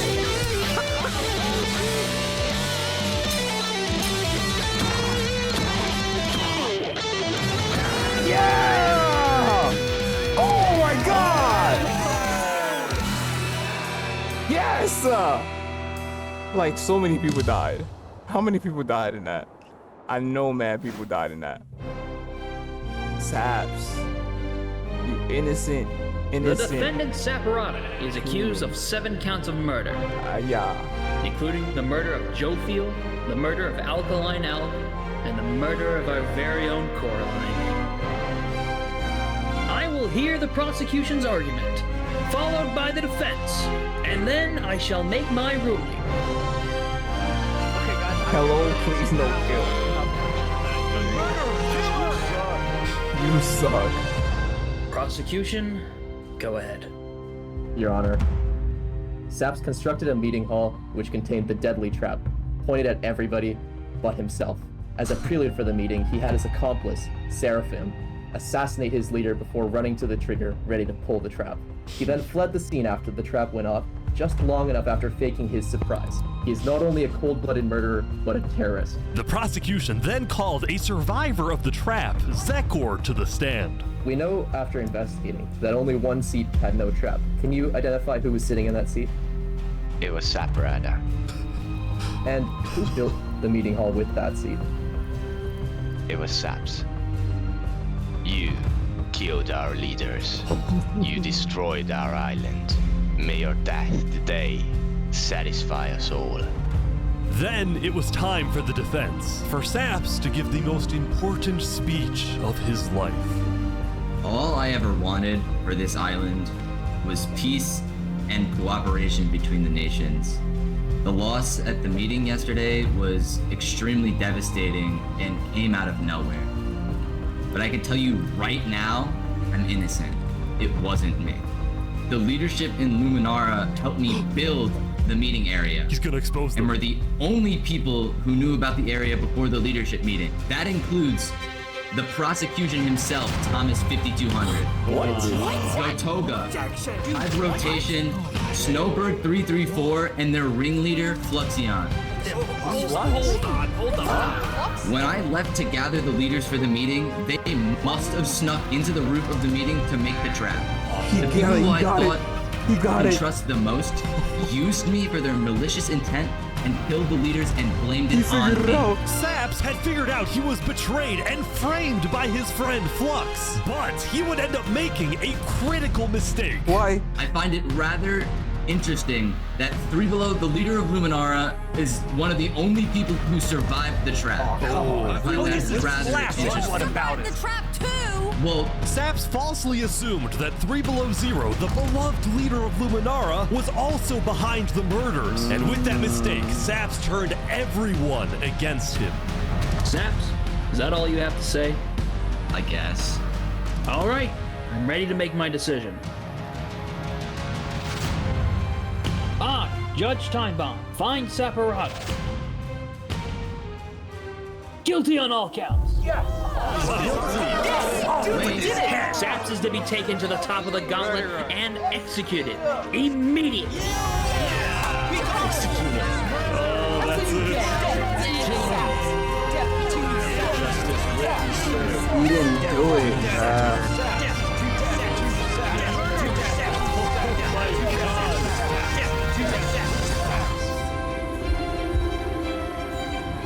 Oh my, bro, he didn't do it though. Oh, he's a legend, he didn't do it. Yo, Flux, you fucked up for this, I'm gonna be honest.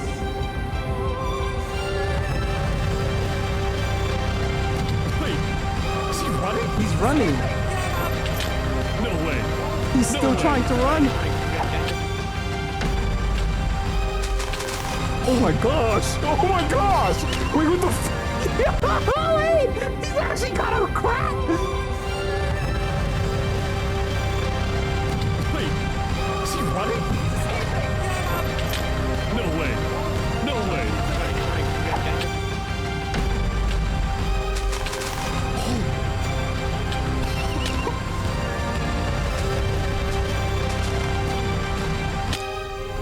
Oh, fall damage. No!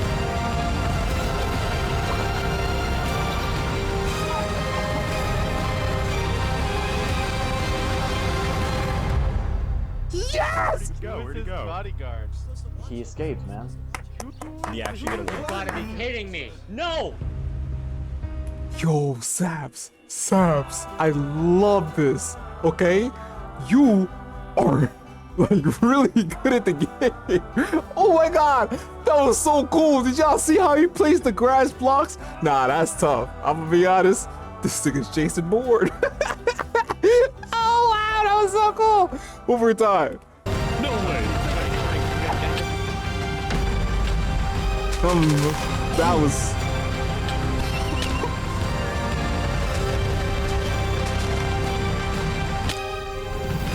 Fall damage.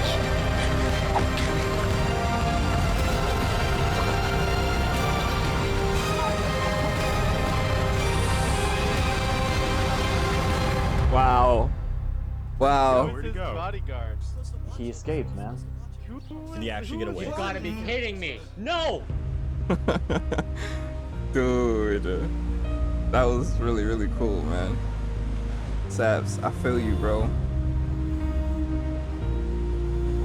You killed our leaders. You destroyed our island. Murderer. Why did you kill guilty on all counts? Disgrace to all of the island. Saps, why did you do this?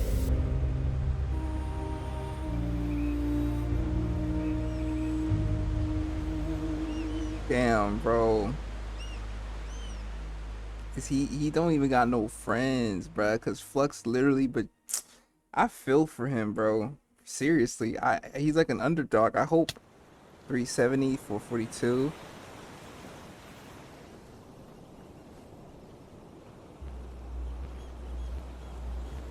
What's happening? Shouldn't it be dropping soon? Yeah, I think so.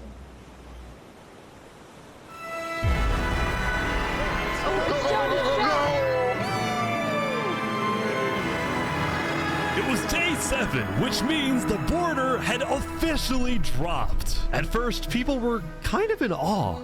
Whoa, this is beautiful. Going from one island to another after all this time was a major culture shock. Is this Island 1? Whoa. And as expected, Island 1 people immediately started taking resources from Island 2.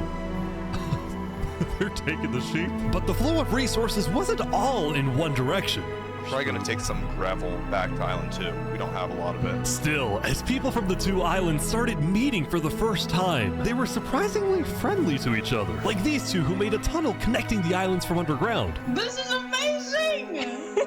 We've linked Island 1 and Island 2. That's kind of cool. For the longest time, Island 2 feared an invasion by Island 1. But on day 7, that fear completely disappeared. It became very clear that Island 1 had no interest in war. Instead, they were just happy. Wait, so Flux's plan was for nothing? No, I don't believe it. That they could finally enjoy Island 2 for themselves. The water isn't boiling. That said, at the beginning of day 7, Lingolini made a big decision. What? He had decided to move out of the volcano and relocate his entire mafia to Island 2. See, this is much more organized than Island 1. After yesterday's Netherite meeting, which got a little heated, Lingolini had legitimate fears that Infernus might seek revenge against him. So, hoping to live a more peaceful life, Lingolini went far away and settled in the Cass Coalition. He's a smart, so you're the leader like, of a mafia, mover, I've bro. heard? Yes, we He's are, but strategic. we might do some rebranding over here. Are you guys like violent? We weren't violent much, but we have done some political talk that has not been taken well, which is the reason why we're here. Sensing potential danger, Cass decided it was best for Lingolini to set up his home outside the Cass Coalition. That said, the Cass Coalition was now bigger than ever before. On day 7, Cass hosted a funeral for the deceased Wood Daddy, and over 100 people across both islands showed up. Damn. We are gathered here today in the cherished memory of Wood Daddy, a beacon of kindness in our community. We never paid, dog. While Cass's We never influence paid, grew, dog. the Commonwealth was in shambles. There's like 1 or 2 leaders Saps' left. trial yesterday was a disaster for the Commonwealth. Island 2 had entrusted the Commonwealth to run the trial of Saps. So when Saps escaped his execution, people lost all faith in the Commonwealth. To which be at fair, To be fair, Saps is like, I feel like he was in flow state there. No cap. Okay. So that can't really be, that can't all be blamed on the Commonwealth family. People lost all faith in the Commonwealth, which at one point was the most powerful civilization in the world. Yeah, that's true. On day 7, most of the Commonwealth leaders resigned, leaving just one player, Sitzkrieg, as the sole ruler of the Commonwealth. We're actively searching for Saps right now. We will restore honor to the Commonwealth. One of Sitzkrieg's biggest goals was to find and kill Saps, but his other big goal was to regrow the Commonwealth's population, which by this point had shrunk by a lot. So he sent out a lot of public invites, especially to the people of Island 1, and it actually did work, until one of the people who moved in was Knight Arcturus, the lead builder of Westhelm, who had to flee from Westhelm because Spood had found out about his secret plans for revolution. Yeah, the Commonwealth is letting us hide out here. As long as Spood doesn't find us, we should be okay. Speaking of fugitives, the world's biggest fugitive, Saps, was back to hiding in the jungle after miraculously escaping from his trial, although his spirits were quickly fading. Everyone thinks I'm a murderer. I just don't know what to do anymore. Saps knew that Sitzkrieg and the Commonwealth soon planned to scout the entire southern islands to hunt him down. So on day 7, Saps decided that his best bet was to leave his home island and flee to Island 1. Yeah. But it wouldn't be so easy. Because the border had just dropped, people were constantly going back and forth between the two islands, which means traveling by sea could be dangerous. So Saps decided on another method of travel. He went to the place where he was least expected.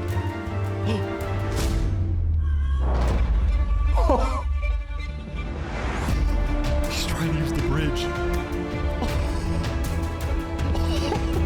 Yo, he's actually insane. I ain't gonna lie. He's insane. He's literally crazy. This is so smart. No way. No way.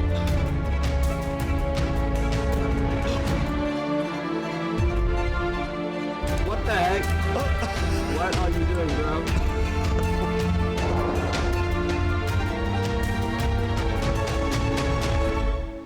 Island 1. Now, instead of chasing Saps, the Luminara builders instead retreated to inform everyone else that Saps was on his way to Island 1. Saps, meanwhile, quickly sailed the rest of the way to the other island, although what happened next was unexpected. Oh, there he is. Hey, buddy. Hello. Turn tap? You scared the crap out of me. Am I allowed to touch this water? Yeah, right. Yeah, you know, it's good here. On the south side of the island, it's safe. It turns out earlier, Saps had reached out to a bunch of people on Island 1, offering them 2 stacks of diamonds if they give him a safe place to hide. And out of all people to accept his offer, it was Turntap, the leader of the Covenant, the most feared and militaristic civilization on Island 1. How was the trip? I ran across the giant bridge that Luminara is building, and like all of Luminara was there. When Saps and Turntap finally arrived at the Covenant, Turntap immediately distributed Saps' diamonds to the Covenant army. But then, in a surprising move, he sent them out on a secret mission. Turntap had sent the Covenant hit squad to Island 2, but not to accomplish a goal for the Covenant per se, but actually upon the request of Infernus. Linguini! Linguini betrayed us, humiliated us. He ruined our sacred land. Yesterday, Lingolini had opened up the volcano for netherite mining, and as such, people from all across Island 1 had started mining in the volcano. And even though Lingolini had now moved out of the volcano, Sinica felt that since people were already mining, she had no choice but to let them stay. She was not happy about what Lingolini had done, and Sinica wanted revenge. Oh! They're killing the entire mafia. Another one down, baby! Oh my god. Now, the reason the Covenant was willing to do Sinica's bidding wasn't just because she'd let them mine for netherite before anyone else. But because as a civilization that values honor and loyalty, the Covenant didn't appreciate how Lingolini so publicly betrayed Infernus. found him. Hey, you ever thought about diplomacy? We could have had Island 1 at peace and world peace, and we still can, really. Oh, here they go. But over my grave, he will not be a part of it. Oh, they've got him. They've got him. Mamma mia!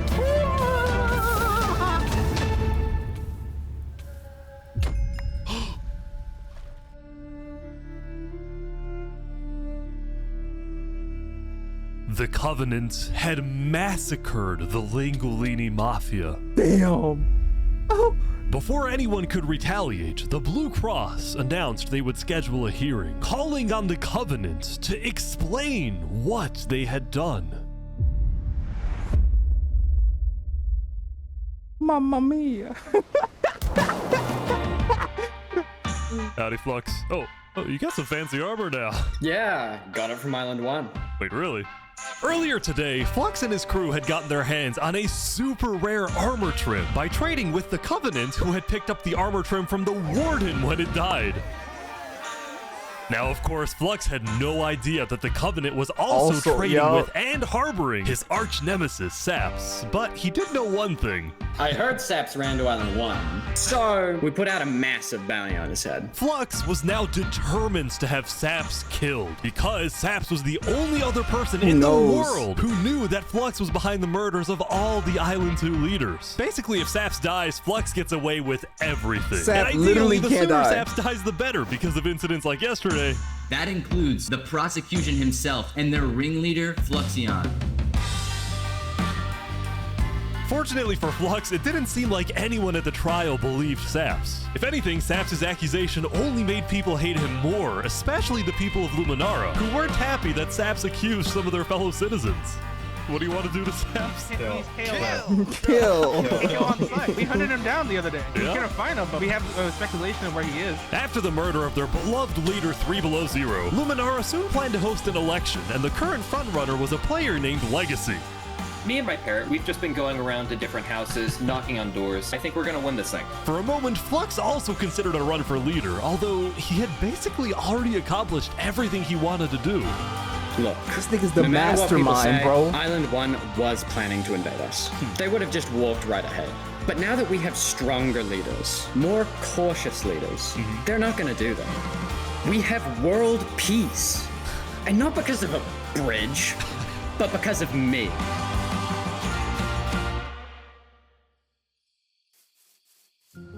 Do you think he really accomplished his world peace? Since the that he's beginning, speaking of? Flux's philosophy was simple. You can never show kindness to your enemy if your enemy wishes to destroy you. Facts, though. If you build a bridge, they'll use it to invade you. If you offer them aid, they'll use it to kill you. This is why Flux believed it was necessary to eliminate the Island 2 leaders who wished to be kind.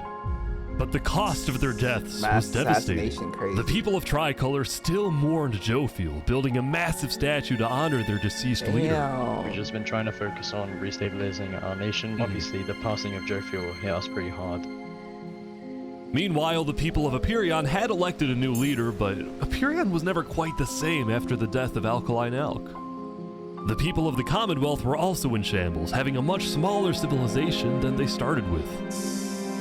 And even though there was some peace on Island 2, people didn't feel a sense of calm, but instead a sense of unease and Things is revenge. brewing. Something brewing. They needed closure. Yeah. And they were determined to kill the person who they believed murdered the leaders they loved. Saps knew that it was only a matter of time before someone hunts him down, or someone in the Covenant betrays him to collect the massive bounty on his head. So, Saps made a last-ditch effort to try and get a strong ally for his cause. He asked Turntap to take him to the largest nation on Island 1. Spood. Oh, but Spood is crazy, bro.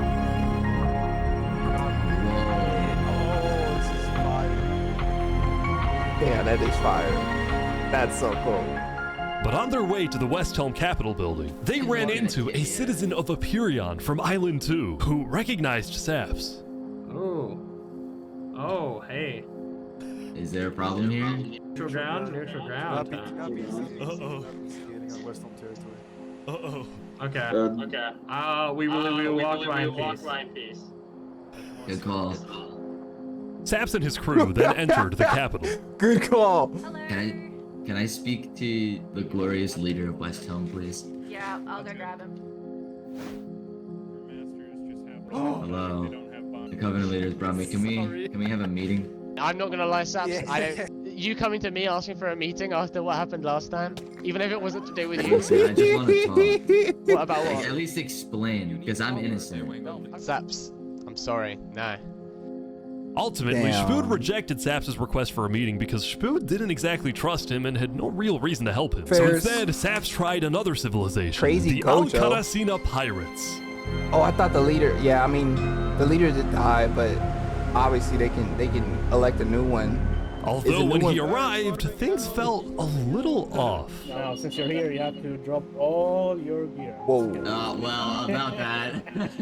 Wherever you think is the safer option. At the end of the day, I don't want any of you guys to get killed for something that I'm being framed for, you know? But then, suddenly, Yeah. Need to leave? Sorry, what? where's he going? Turntap had realized that the pirates were planning to kill Saps to collect the massive bounty on his head. So he told Saps to run. What's going on? 1 second. You gotta go back to Covenant like immediately. We probably shouldn't have come out here. Now, on their way back to the Covenants, Turntap suddenly started acting suspicious himself. Are we safe? Is everything fine? What's going on? We can go back to Covenant right now. You need to tell me what's going on or I'm not coming with you. Dude, either like you can handle this on your own, or like just. Oh no, bro! It's like he damn. Can we get one true friend for my dog Saps, bruh? I'm not coming with you. Dude, either like you can handle this on your own, or like just. Here, I'll explain to you in a sec. Just come on. Listen, it's hard to trust people right now, so I'm Facts. putting Yeah, a I lot know, of faith into bro. you. This is so suspicious. As Saps ran, he pondered his choices. Either he puts his life in the hands of Turntap, who may be wanting to kill him and collect the bounty for himself, or he runs away. Now. Yeah, good job, Saps.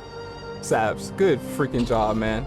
I ain't gonna lie, if we seen Dog in movies, bro, we would all be clapping. We would all be clapping like, yes, good job. But this worries me because he's performing all the right moves and decisions, and I still think he gonna die, bro. I don't want him to. That ass. I've become quite tried. Look at my face. What the fuck? Never mind. Don't look at my face. What is that? Oh my gosh. Why is it? Whatever. Anyways.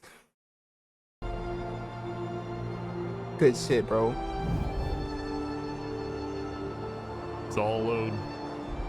Saps then climbed the mountains of Island 1, escaping from the last remaining person he thought he could trust.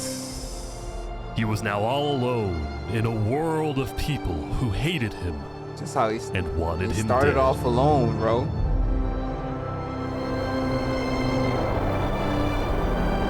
And so he ventured into the snow.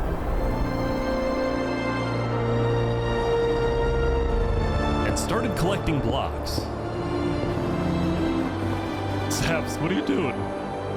I can't trust anybody. Yeah. Flux won. He completely won. There's just no point anymore. No.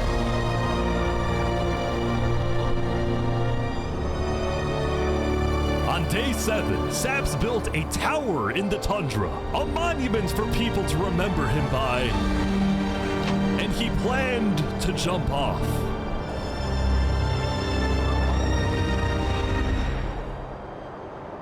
But he didn't. If I have to die, I'm gonna make sure he does too. Yo, I really didn't want him to. I ain't gonna lie, I got goosebumps. Yeah. Make sure he does too.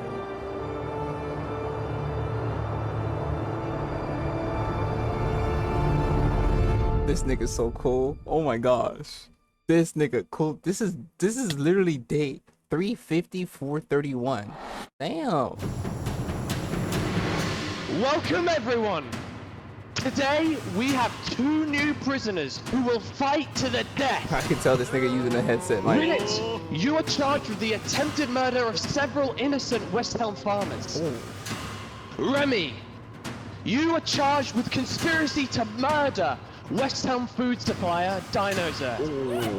Ready, set, fight! I got my money on Remy. Here they go. Look at that swing. Wait, some guy jumped in. Whoa. The heck? Oh! Yeah!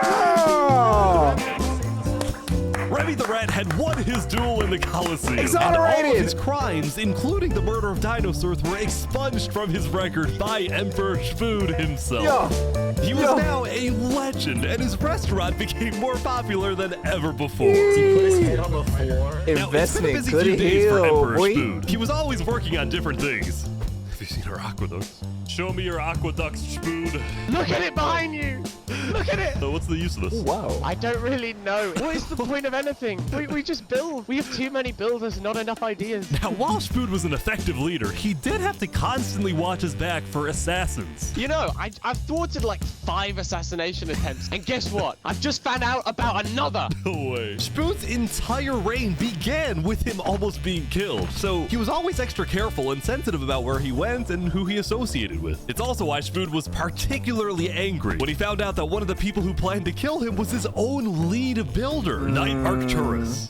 According to some of my sources, Knight Arcturus was seen in the Commonwealth earlier today. Really? Spood had sent spies across the world to find Knight Arcturus, and when they discovered he was staying at the Commonwealth, Spood immediately reached out to Sitzkrieg to request he be handed back to Westhelm. However, given that the Commonwealth was low on citizens and needed good builders, Sitzkrieg decided to reject Spood's request. I'm not just going to give up one of my builders. The Commonwealth does not give in to tyrants. This made Spood erupt with fury. Oh, I'm gonna make sure that everybody knows the Commonwealth is corrupt. They stepped that talk. Oh shit. And so Spood went around telling everyone about how much he hates the Commonwealth. This whole situation became a massive drama, and it actually got to the point where the rest of Island 2 was getting annoyed with the Commonwealth. I don't get why the Commonwealth doesn't just hand him over. We don't need a war with West Helm. Unlike the Commonwealth, Cass had a big population and she didn't care about losing citizens who were troublemakers. For example, earlier, one of her citizens, Addison27, had gone to Tricolor, dug into Jovial's grave, and had stolen Jovial's head. Can I wear this? Hey, Cass, I brought you a shirt. But instead of protecting him, Cass immediately banished Addison from the Cass Coalition and alerted Tricolor of his location, causing Addison to flee Island 2. It was this kind of no-nonsense leadership that earned Cass a lot of respect from not only her citizens, but other Island 2 nations who were now much more willing to ally with Cass than with the Commonwealth. I respect that a lot. Why would he do? Why would that player do that? Coalition also provided a sense of security to smaller groups, like this new nation who were mostly cheese merchants and called themselves the Conquistadors. This is the way of cheese, but el queso!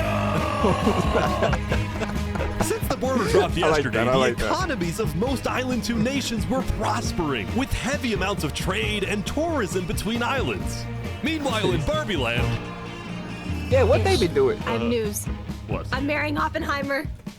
What? On day 8, the player Oppenheimer had marched into Barbie Land, but instead of destroying it with a nuke, he apparently liked it so much that he proposed to their leader. Ish, consider this your invitation to the Barbenheimer wedding. Thank you. In Luminara, meanwhile, the citizens were inventing new technologies. This is the power switch. It's 16 furnaces working together simultaneously, and it has a bunch of hopper minecarts on the inside distributing everything. As much as Luminara was finally starting to live up to its name as the light of Island 2, little did its citizens know among them was quietly living the world's most deadly group of terrorists. I'm thinking of running in the election tomorrow. Oh yeah? Legacy's pretty popular, but I'm not worried. While it seemed like each of the Island 2 nations had their own separate goals, they were all still united under one mission: to find and kill Saps. In fact, by day 8, Luminara had told all of the other nations that Saps had fled to Island 1, and some nations were already preparing to send out hit squads later today. But Island 1, meanwhile, was currently dealing with a whole other political drama: the murder of Lingulini. I cannot conceive how we are being this civil about this. They came in, they found him in the hole, they drowned him in lava. This player, Vietnam, was one of the few remaining survivors in the Lingulini Mafia. Vietnam had escaped the Covenant's attack and wanted to get revenge against the Covenant, but was finding it surprisingly difficult to gather support. See, Nobody wants to Cross fight for condemned no the more. Covenant, nobody was brave enough to declare war on them. People feared the Covenant and its army, which is why Seneca secretly asked them to do the deed instead of doing it herself. If people knew that she was behind the attack, she would be in big trouble. Yeah.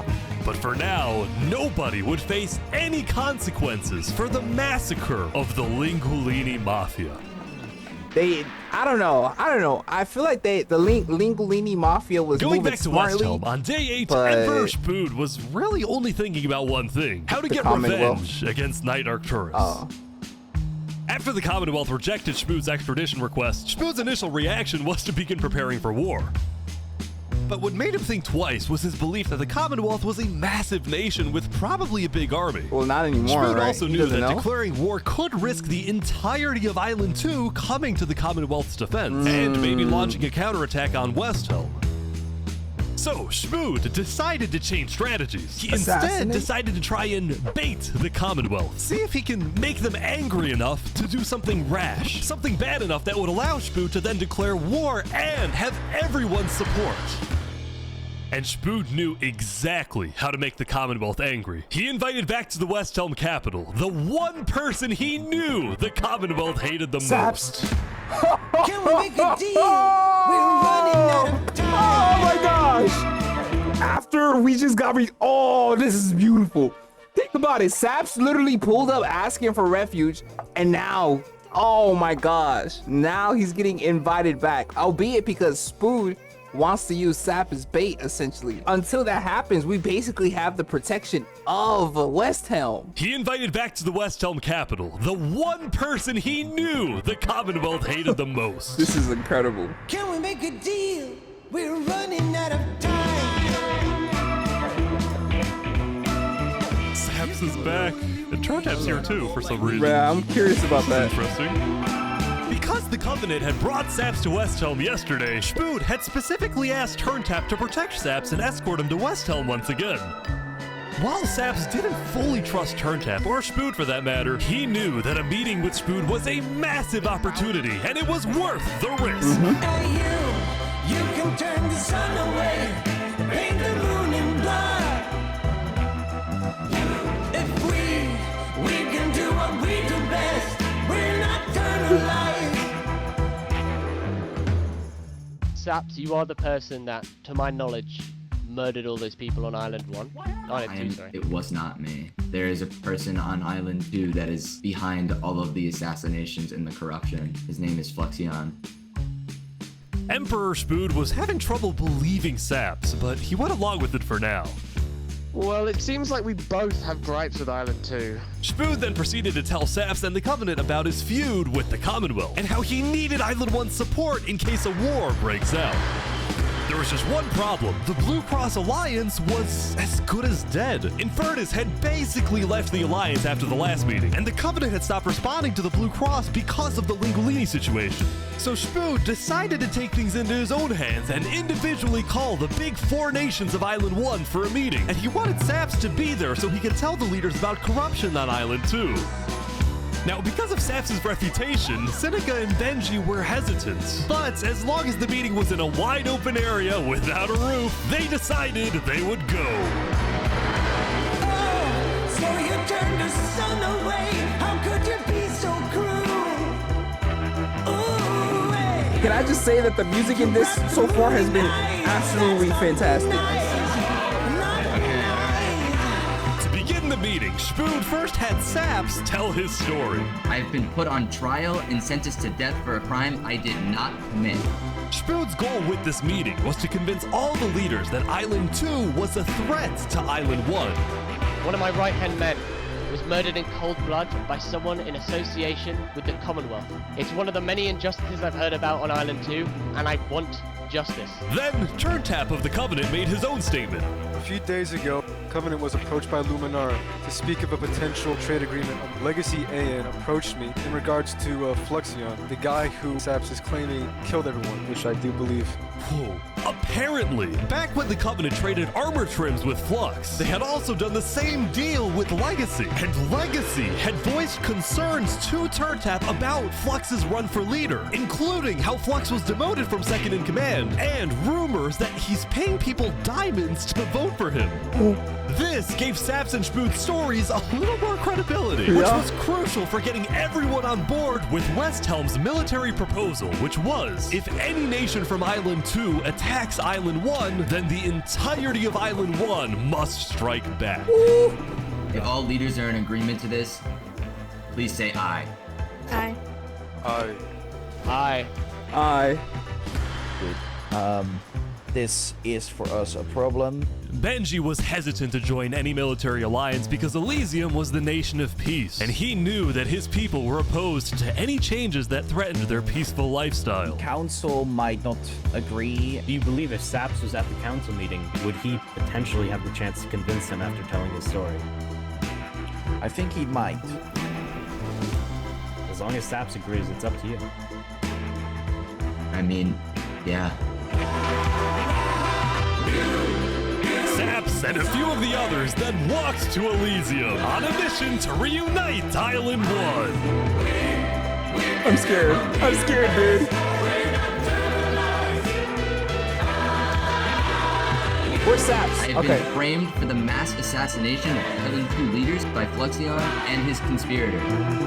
So many other people have died to the same tyranny and corruption that has been on Island 2. I'm just so lucky to be alive and share my story with you guys. But as Saps spoke, the people of Elysium still had some doubts.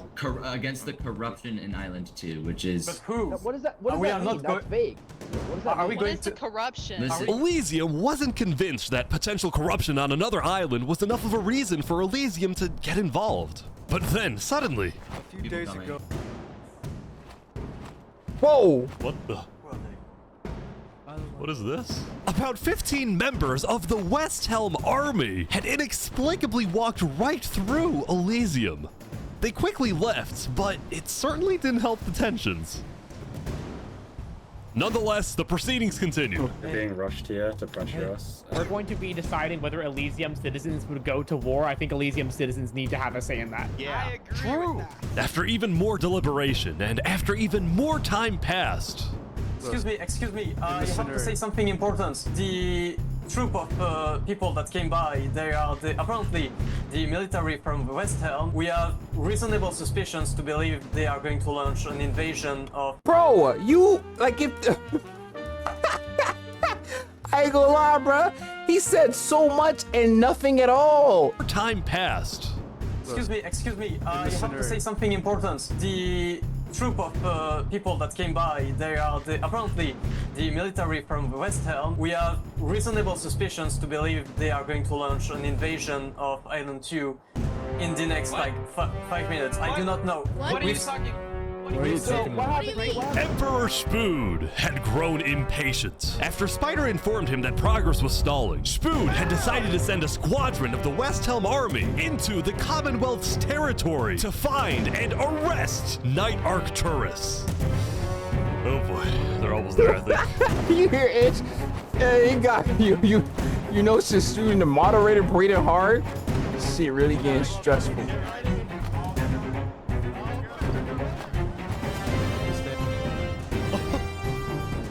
Hello, Ben. We are here peacefully. We're simply looking for a man by the name of Knight_Arcturus. Alright. We don't have him. We do not know where he's at. We have not seen him, nor have we heard from him. We don't have him. Where are they going? Is that it? With their first plan failing, West Helm went to plan B. Shield wall, shield wall. What the? What's happening, guys? They're forming a shield wall. They're forming a shield wall outside. Everyone leave. We're getting out of here. Yeah. Everyone bail, bail. The West Helm Squadron had successfully intimidated the Commonwealth leadership into fleeing their own nation. What? Daddies? Oh my god, bro. What type of shit is this? You're not even gonna bro, that's the crib. That's the crib. You're not gonna defend the crib? Intimidated the Commonwealth leadership into fleeing their own nation. West Helm then went around searching every house, every mine, every crevice of the Commonwealth. But ultimately, they really Knight couldn't find him. Arcturus was nowhere to be found. What the hell? So where is he?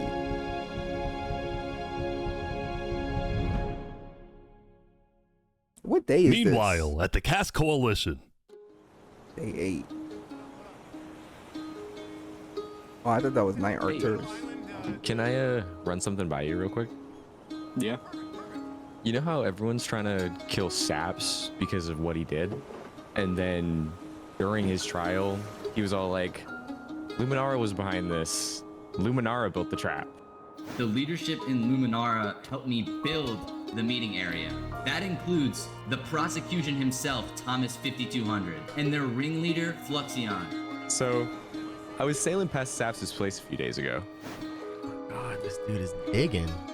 Or what? Oh. You see that? You see that guy? Yeah. Isn't that Flux? Yeah. Yeah, kind of looks like him. Yeah. What's he doing at Saps' place? And why is he gathering blocks? You go to show Cass. What do you think? Interesting.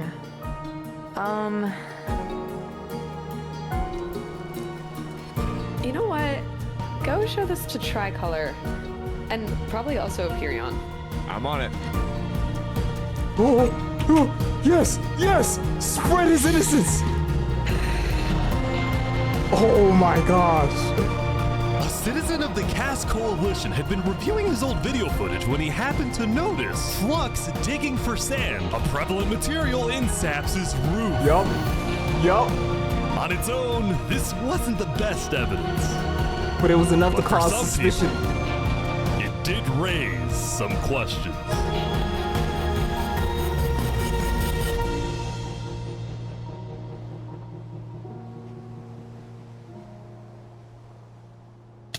Damn. 335, 417. And there hasn't even been a big battle yet, for real. This nigga like Batman, lone wolf Yesterday, type vibes. Saps had spent the day getting brought into meetings with the most important people on Island 1, and he didn't really know what to make of this.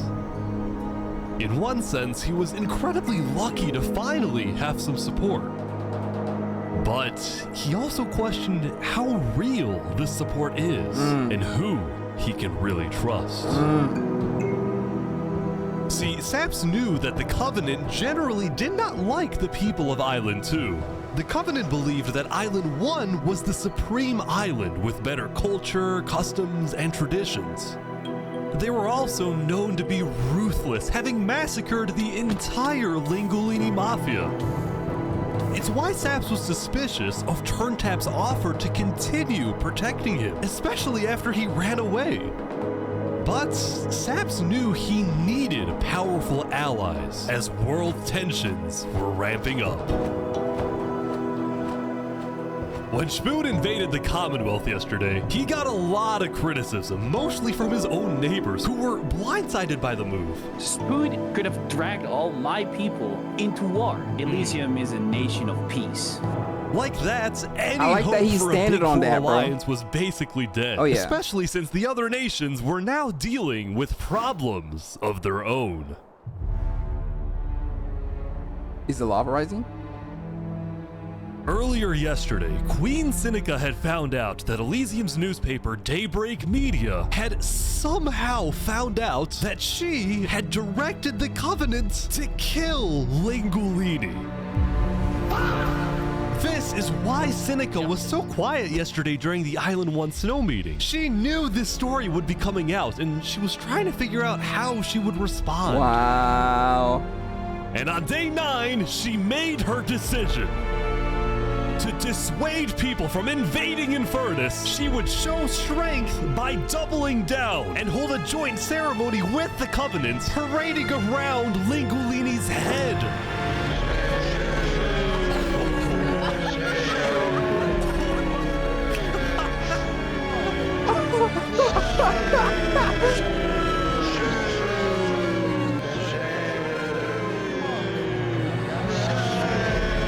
Let this be a lesson. Shame to those who disrespect our volcano.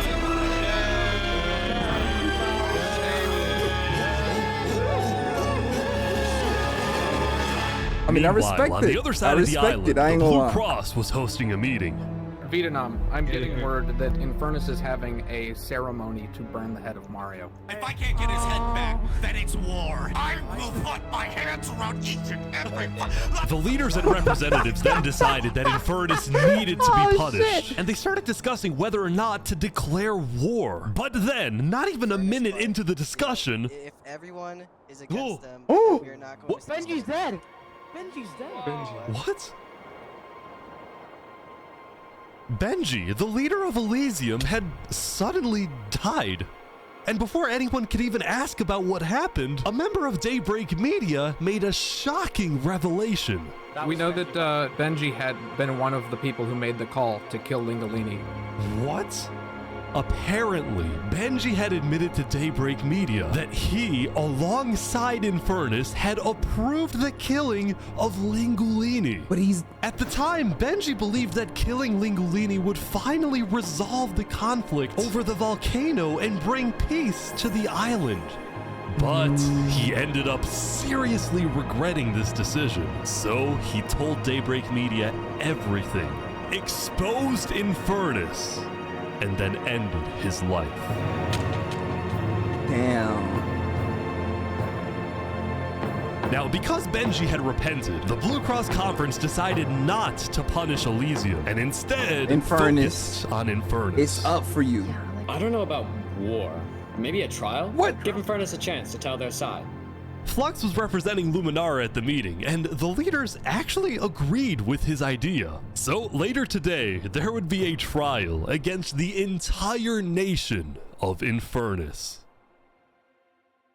Now, when the meeting came to an end, Flux was approached by a few guards from Tricolor. Right, look.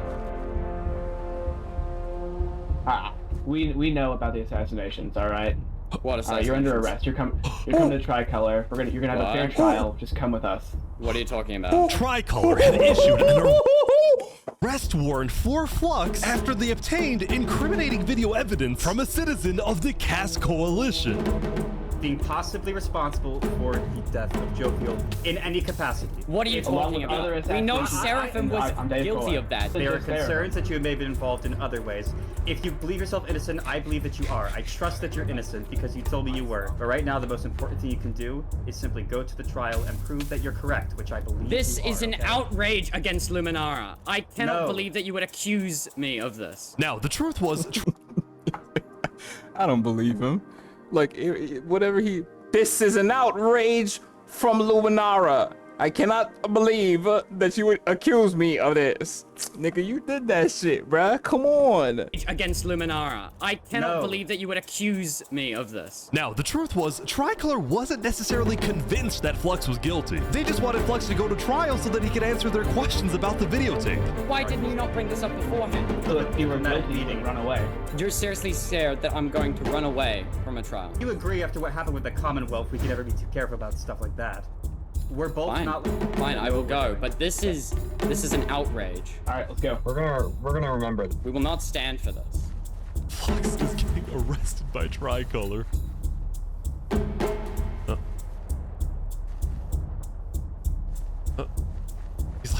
every few seconds. We'll stop, don't worry about it. The group then passed through Elysium and were about to sail off to Island 2 until...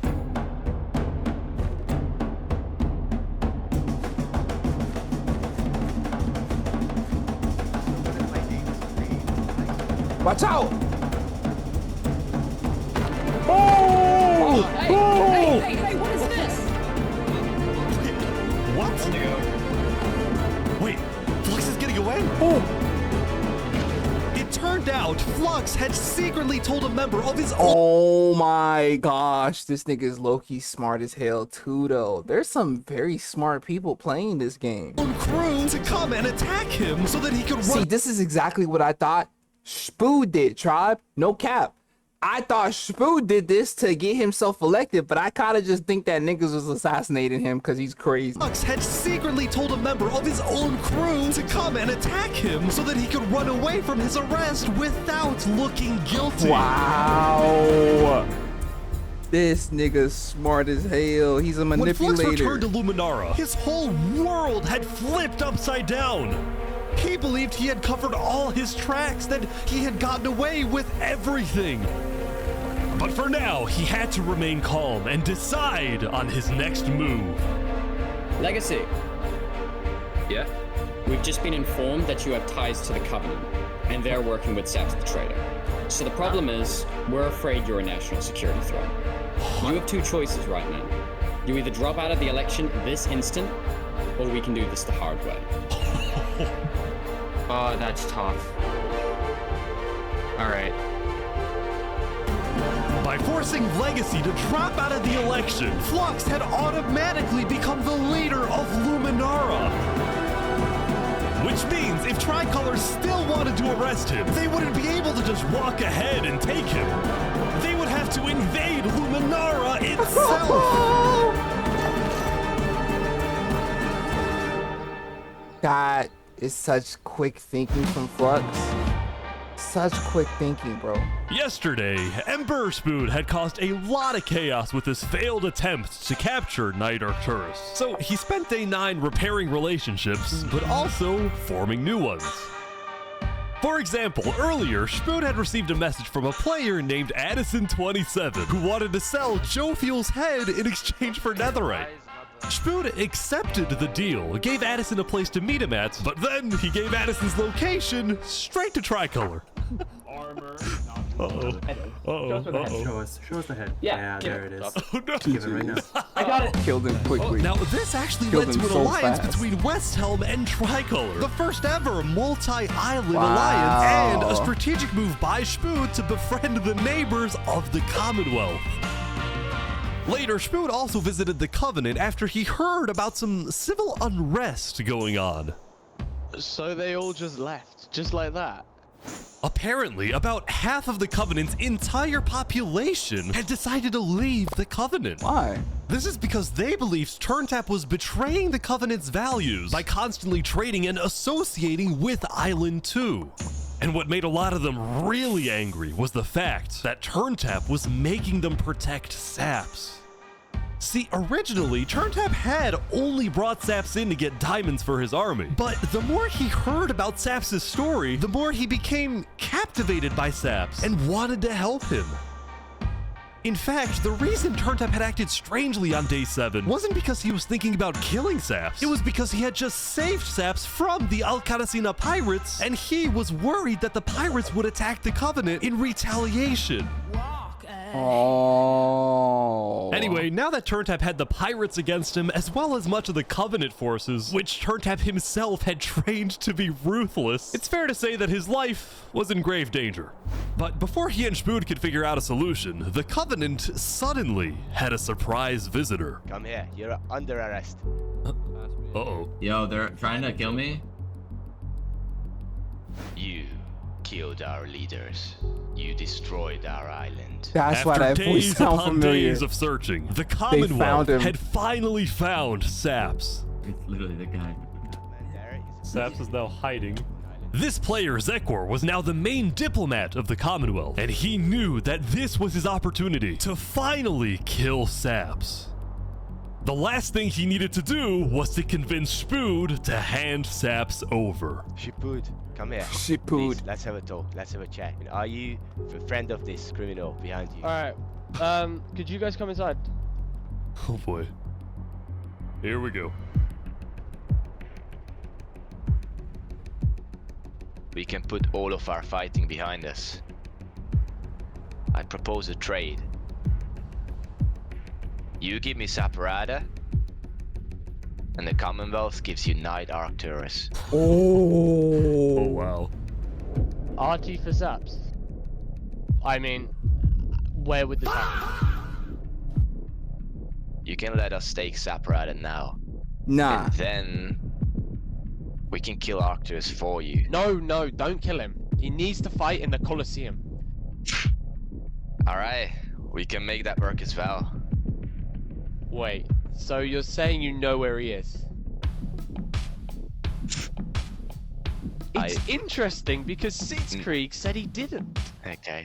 We don't have him. We do not know where he's at. Look, he comes back every now and then. We'll find him. Really? Is that so? Why would I lie? So you'll find him for me? Spood, don't do this. Look, Spood, I have to be honest. I'm shocked that you're defending this criminal. Either you accept this deal right now, or I tell everyone from back home that you're harboring Saparada. They'll all declare war on you, and this will be the end of Westhelm. I mean, this is a good tactic, I ain't gonna lie. So, just to make the terms of this deal very clear, because I want to be accurate. You expect me to give up an innocent man in exchange for a terrorist? Is that really your offer? He's not innocent.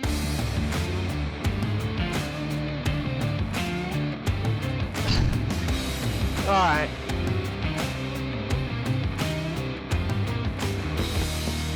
Get out. Now. Yo, Spood! I ain't gonna lie, Spood, your aura's off the charts right now. No cap, is off the charts. Wow. I really like that. I really like the way he moving. I'm gonna keep it a buck. Soon, it would be time for the trial of Infernus, which had become a very anticipated event because Seneca had told everyone that she actually planned to attend. As such, Turntap would be there to help her, which meant Saps also had to go. He wanted the Covenant's protection, which would actually come in handy. What? Saps getting attacked. Oh no. Oh boy, Sap's getting attacked again. The attacker was taken out immediately by the Covenant, but this led to another problem. We need to know whether we should keep Infernus in the area. We are worried about assassinations. Not going in a building, we're having this outside. Seneca and the rest of Infernus had arrived, but were refusing to enter the courthouse because of safety concerns. Infernus is saying now... Because of one nigga, now nobody wanna go inside at all. Outside or nothing.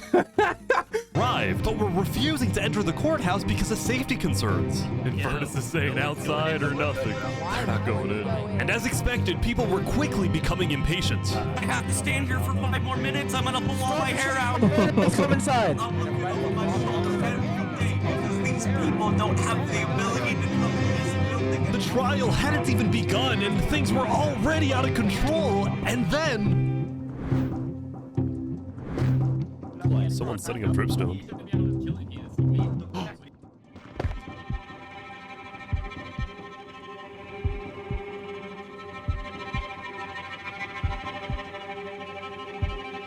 No! What? Who died? Who died? Oh! Turntap. Oh!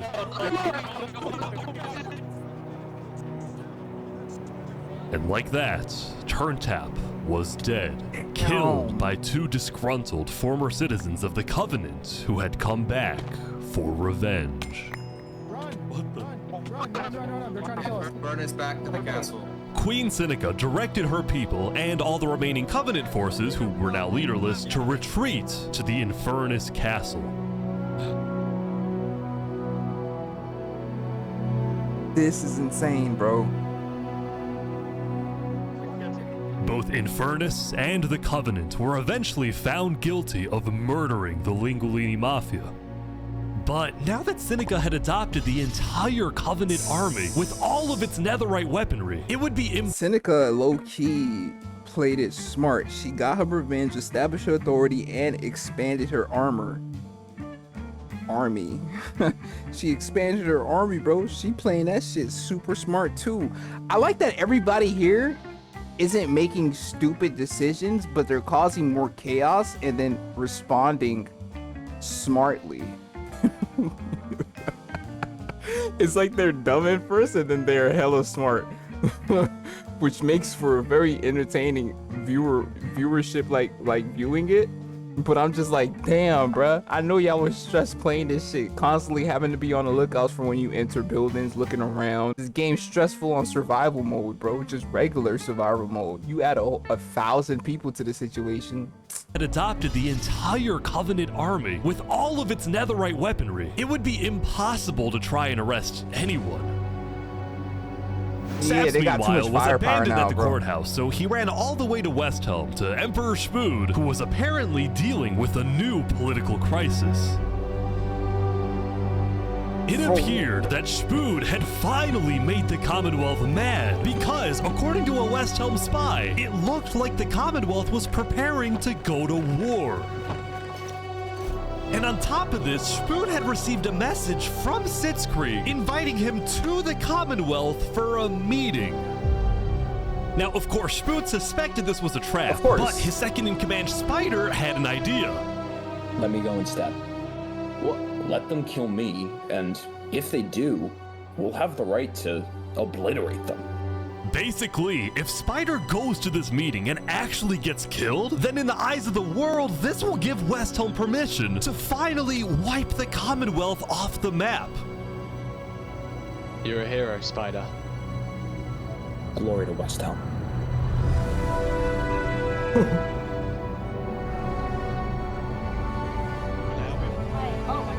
These guys are all waiting for something to happen.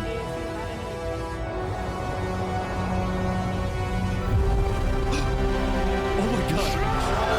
War! This is it! This is insane! For Spider!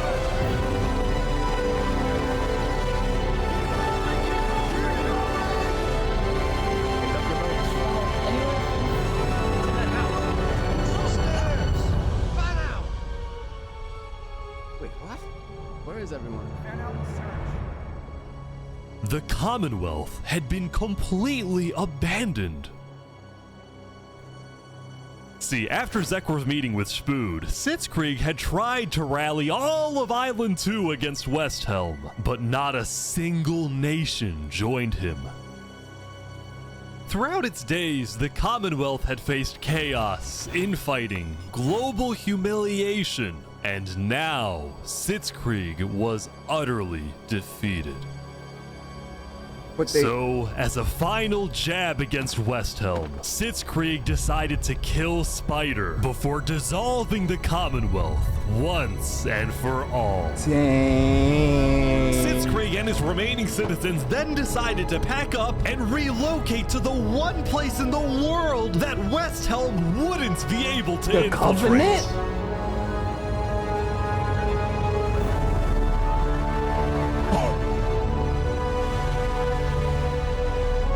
Come on in, guys. Welcome to Infernus.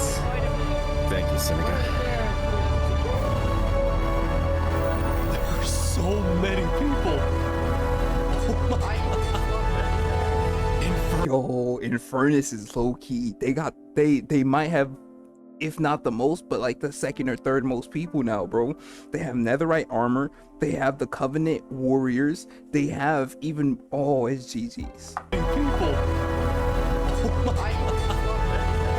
Infernus is massive. Oh my gosh. And I think they like. Oh what would be the next move for Infernus? It'd be to take over. They have probably the most people now on Island 1 or Island 2. Cass Coalition. Meanwhile, at the Cass Coalition, it was the end of another good day. The farmers had produced plentiful crops, the businesses had made lots of sales, and there was even a birthday party. Happy birthday! But while her people were happy, Cass knew very well that the outside world was quickly growing out of control.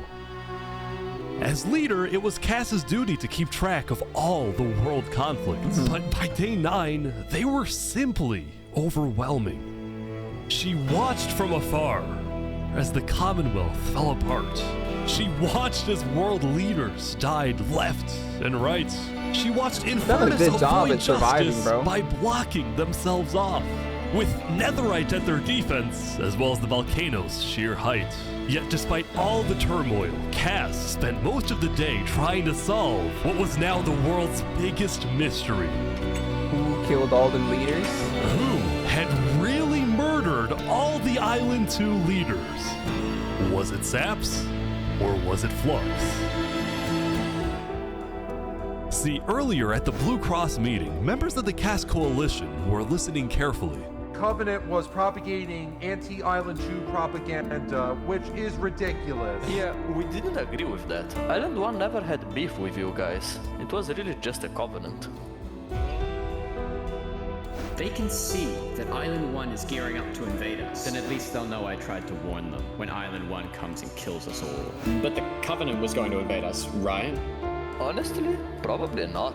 I think they were just trying to scare you guys.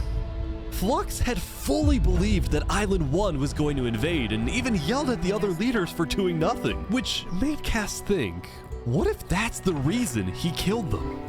Besides, what would be Saps' motive? There wasn't even a motive alleged during his trial, yet he was still found guilty. In fact, thinking back, the trial itself was suspiciously short, and the judge made a decision very quickly.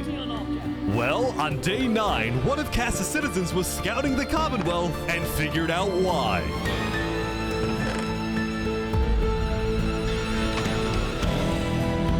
Flux had bribed the judge to ensure Saps was found guilty. He bribed the judge? Yo, this nigga Flux is deadass an evil mastermind, bro.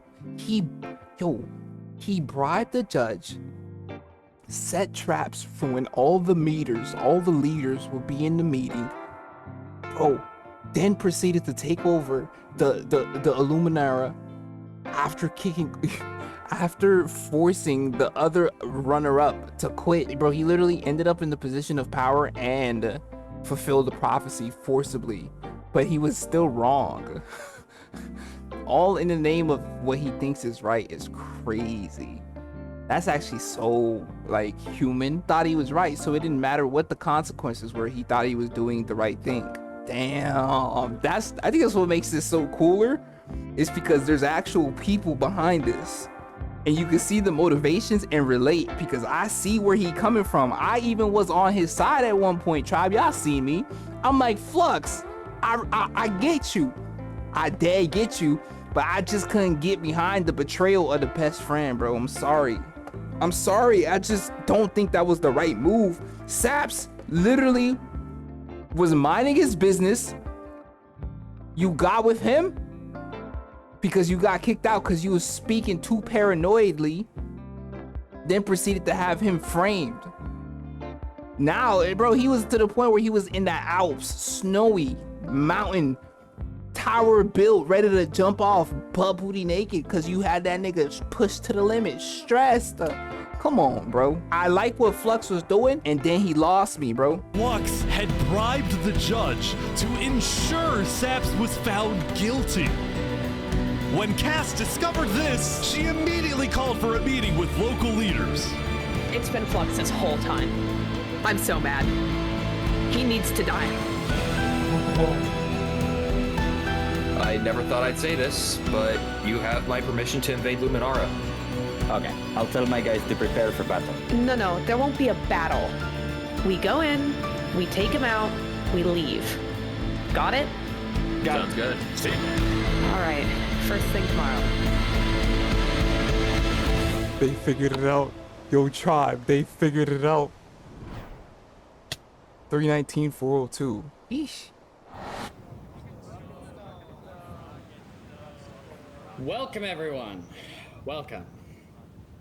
We gather here today because, well, we never got the opportunity to properly mourn our previous leader, Three Below. What's going on here? He was more than just a Luminaran, he was a friend, and I'm very much excited that we can continue his legacy and complete the bridge which he would have wanted. Right.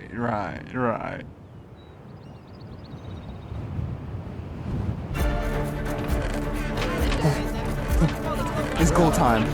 It's time to suit up. Let's go. Booty and booty. And so, the Cass Coalition set off on their mission to kill Flux once and for all. On the way, Cass stopped at Aperion to rally their people. We've found the person responsible for the multiple leader assassinations, including the assassination of your own president. Are we ready to fight for Luminara and for justice? The plan was simple. Aperion would invade Luminara from the south, while the Cass Coalition approaches from the sea so that Flux can't escape. Little flank.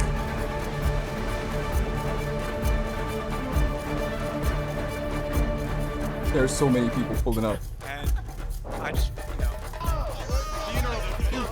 Oh, they're here. They're here. Oh, look. Flux is running. Oh, Surrender! They're after him. Surrender, Flux! I don't want to do this! Oh! Okay, wait. Wait, surrender! Okay, Surrender! I'm not moving. Flux, you are under the arrest, killing Jag, Alki, members of Tricolor, and leader of Commonwealth. This is an outrage! And attempting my assassination! Hey, stop! Flux had stopped and surrendered, but there was a bit of confusion. He's entitled to a fair trial. Wait, I thought it was He's our president. They're trying to arrest our president. Going in, Cass had been under the impression that the people of Luminara wanted Flux to be overthrown, when in reality, most Luminarans knew nothing about his crimes. You are speaking to a mass murderer right now. Don't let him get through the crowds, guys. Where's Legacy? Luminarans, do you want this man alive? Yeah, entitled to a fair trial. Oh, come on. All of a sudden, Cass wasn't sure about what to do. Until... Hey, stay. Oh, he's running.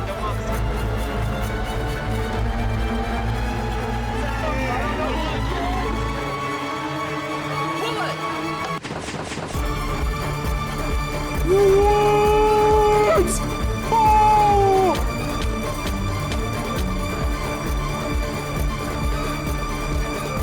My gosh! Who just died? My gosh!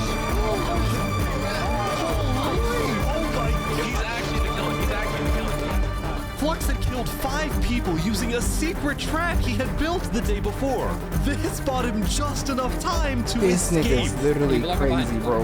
That said, Flux knew there'd be a lot of people after him, so when he dug to the surface, he ran straight to the ocean and fled Island 2. This nigga's actually crazy. Still, Cass and Aperion sent out hit squads to try and hunt Flux down, while Legacy directed the citizens of Luminara to evacuate. I gotta move all of these people over to the Conquistador HQ because no one is safe in Luminara at the moment. Holy. Like that, Holy, Legacy for had real. taken over as leader of Luminara. Cass and Aperion were down 5 citizens, and Flux had gotten away with everything once again. Yo, how is him and Saps Or have so a good... he thought.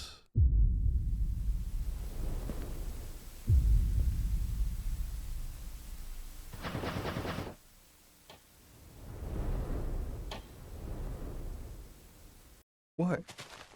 I am so confused on what's happening Oh my god! Oh my god! Oh my god! Oh my god. Oh my god! When Flux's trap went off, the rest of the world had a lot of questions. Was that in Luminara? That was Flux? Wait, Flux killed those people? Yeah. So they know now. On day 10, word began to spread about what had happened. They know. Flux's trap? Yeah, Flux built that trap. Which made people think, was Flux behind the murders of the Island 2 leaders after all? Dude, I think Flux was behind everything. Saps was right. Suddenly, the world realized that Saps had been telling Oh, I'm the getting truth. goosebumps. Finally! Finally! Yes! Yes! Yes! Suddenly, the world realized that Saps had been telling the truth. The whole time.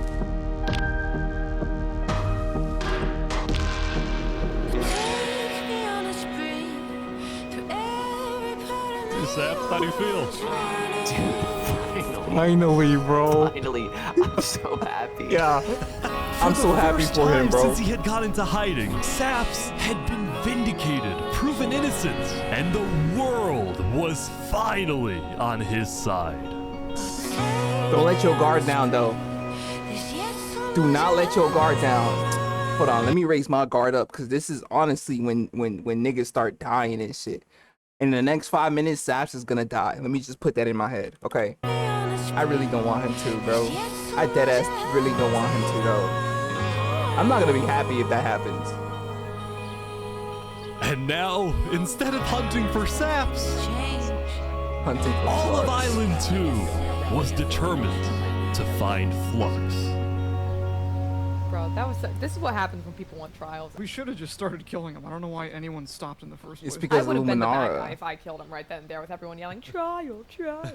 But the search for Flux didn't take long.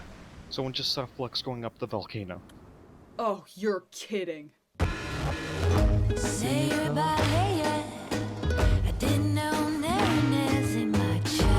Queen Seneca had offered Flux refuge at Infernus under the condition that he and his crew build deadly traps all around the volcano perimeter so that nobody can break in. But the rest of the world was unfazed. Yeah, they're gonna pay for what they did. Yep. On day 10, all of Island 2 joined the Tricolor West Helm Alliance and declared war against Infernus. Oh my gosh. Alright, today we infiltrate the volcano for Spider and for Owo. And I just want to say, if I die today, I love you all. Glory to West Helm! Look who he is. He was my brother. He was everyone's brother. And they took him from us. They took him. Why it sound like Killer B Flux from got Naruto? away with murdering so many of our people and our leaders. Today, we get justice for our entire island.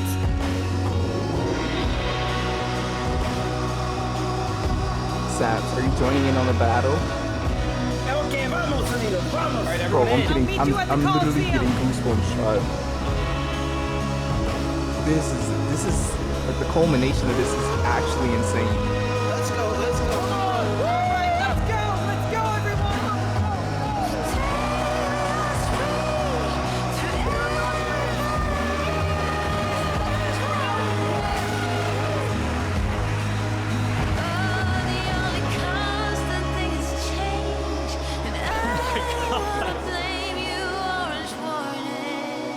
Where's Saps? There's Saps. A few days ago, my home was turned into a death trap behind my back.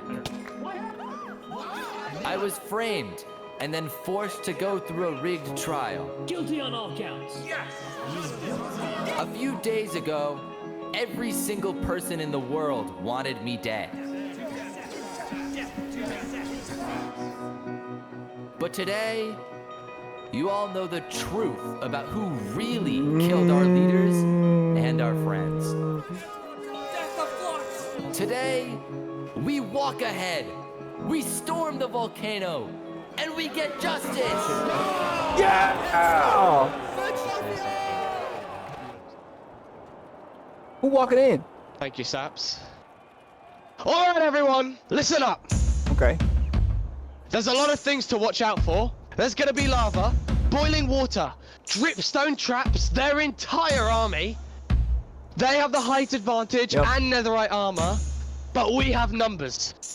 So let's stick together and let's win this thing. Come on! All right, here we go.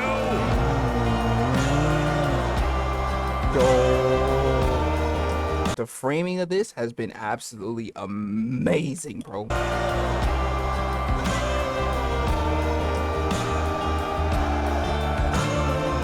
There's so many people.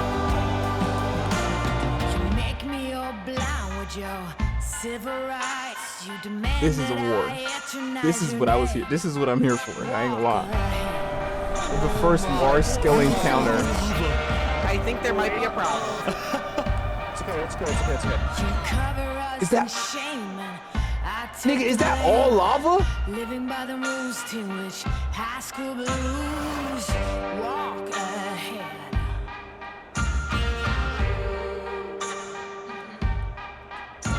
Buchanan's keep provoking. Blood red sun starts choking. Can anyone stand this nonsense?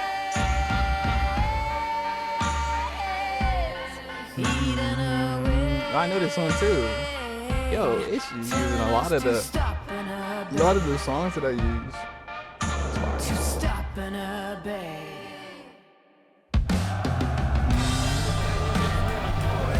They're pouring water on the lava, but the water still burns. Watch out, watch out, watch out, watch out, watch out. Okay, send out the covenant now, right now. Go, go, go, go, go. Oh, big fighting on the ground right now. Covenant is attacking from behind. Keep going! Skin shine. Joker's got silver linings. Holy Mary sings songs in the wet rain. Walk ahead. Shields up!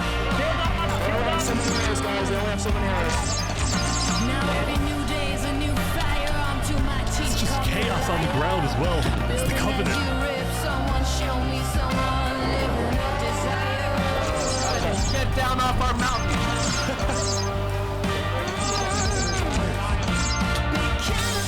Oh, they got it, they got it. Everyone retreat, retreat, retreat. Anyone stand this nonsense? Remy! Oh, Remy! Everyone retreat, retreat, retreat. Anyone stand this nonsense? Yo, what a good trap, though. What a good trap, though.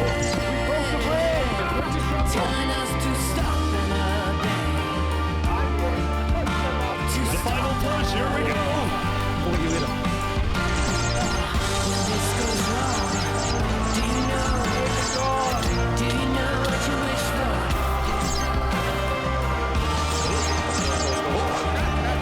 They're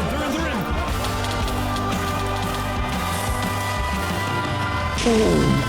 Oh my gosh! Look out for the hole. Watch out for the hole.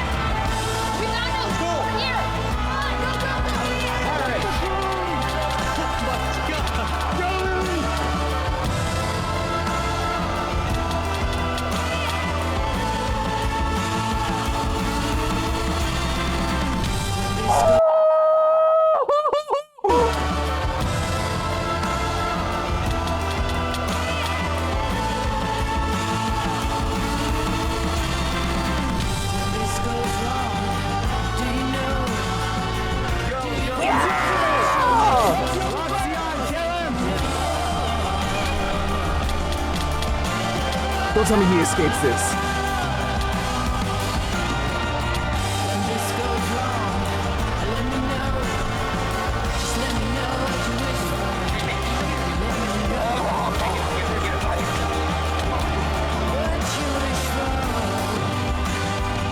This nigga.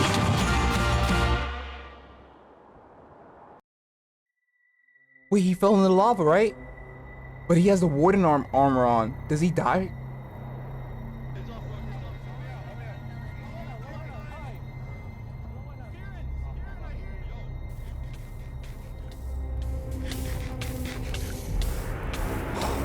This nigga's unstoppable.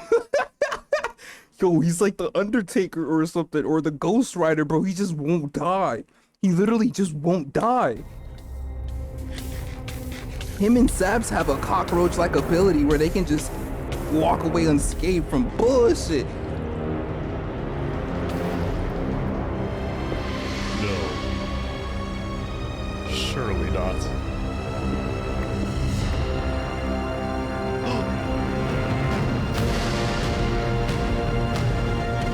No, of course he has a tunnel.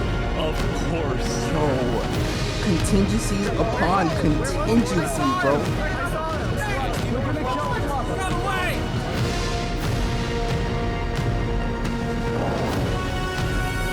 He's missing? Hold on.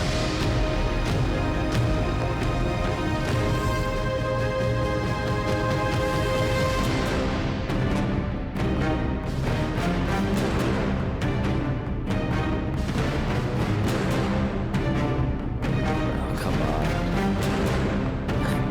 Alright guys, let's go, let's go. What?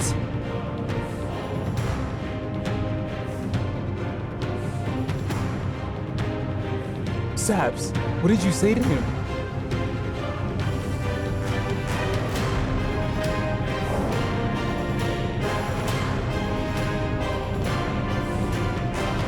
What? No way.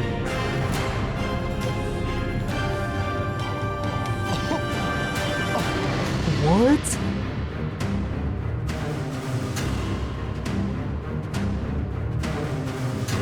Wow, you actually showed up. Can't say no to a friend, can I?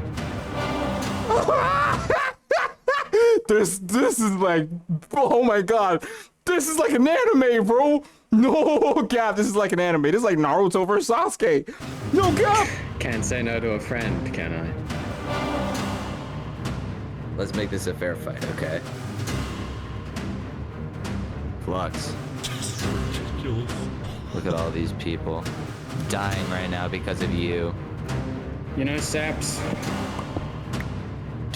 none of this would have happened if you had died like you were supposed to.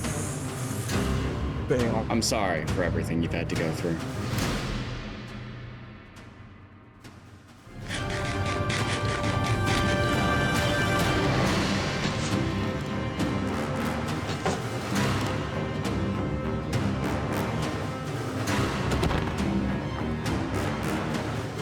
Sabs. Sabs.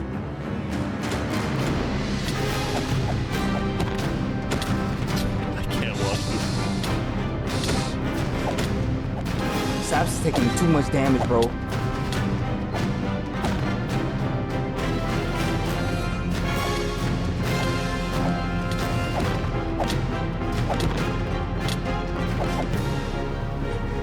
Come on, bro.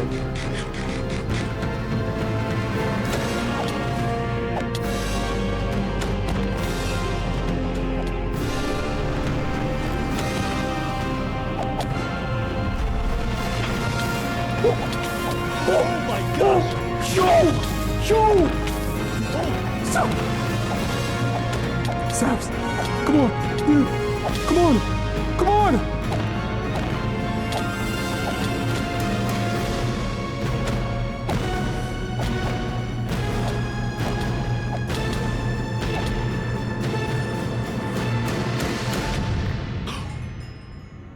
That was Sabs. I saw it.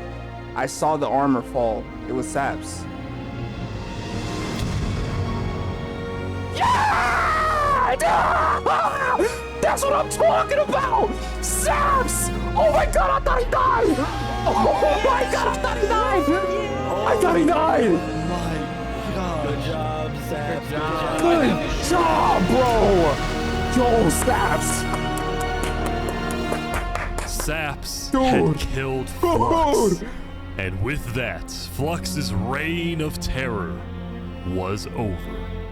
Bro, imagine where we started for Saps versus now, dude! Oh my god, he literally was minding his business!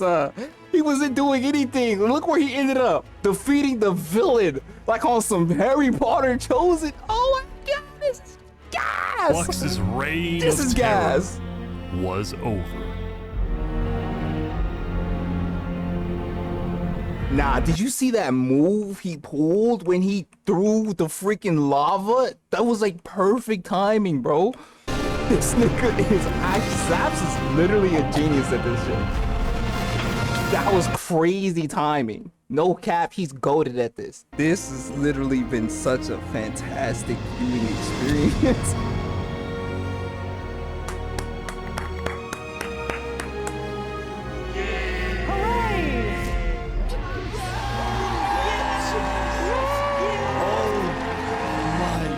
Yeah, bro.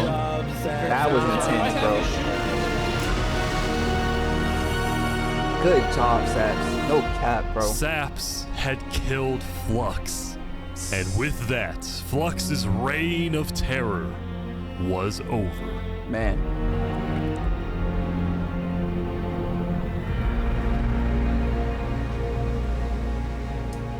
What a way he went, though. At least he, you know, at the end of the day, he went out with not really like... Flux is a complicated character, and I think that's what makes this video so, like, good. Because it's not all black and white, you know? He's just he's a very complicated character. That's like, it's cool that I can say that about a Minecraft video. That's fire. The storyline of this is fantastic, I'm gonna be honest. And what makes it even better is that it's all driven by natural, like, human thought processes. Greed, ambition, want for power, hunger, like resources. This is fire, cuh. So let's just elect Saps as emperor and then call it a day. This nigga Saps done went through too much, bro. Recompensation. There we go. He needs some compensation, bro. Come on. Days later? How many days later? Damn! Oh, wait. Oh, the war. Wow! Look at the difference, though. Well, no. I thought that, for some reason, I thought that said 129 and then 119. Okay, it's still a difference. Yo, Seneca died! Oh my gosh, she fell off.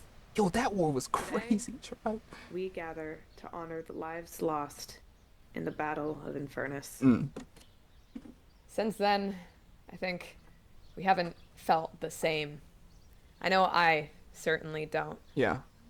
The Island 2 West Helm Alliance had defeated the Infernus forces. Had a great loss, too. But winning had come at a high cost. Damn. Remy, bruh. After the war, people across the world took time to mourn their dead, reflect upon the battle, and then, eventually, decide how to move on. Damn.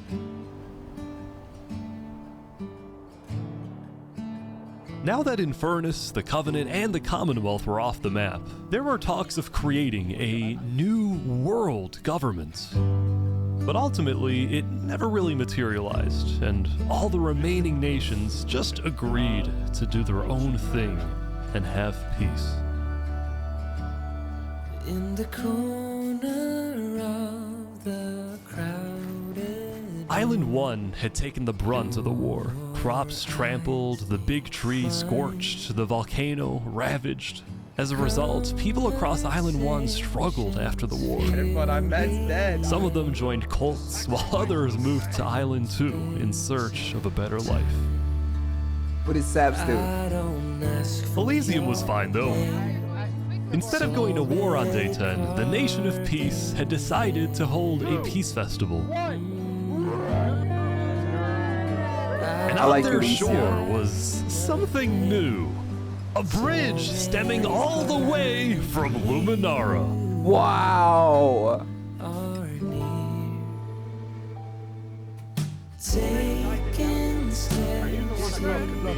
And so everybody lived on in peace, including Saps, who at long last had returned to Island 2. Bro, he hasn't been home in who knows how long. This brings back memories. Yeah, it does. Still, the world wasn't totally conflict-free. The Cass Coalition Bakery was yet to be exposed for causing the death of Wood Daddy. And Knight Arcturus was still in hiding, yet to be found by Westhelm. Seriously?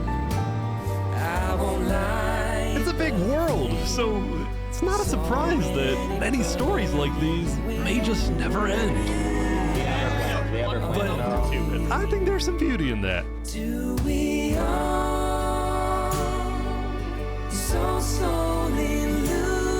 Wow, bro. This was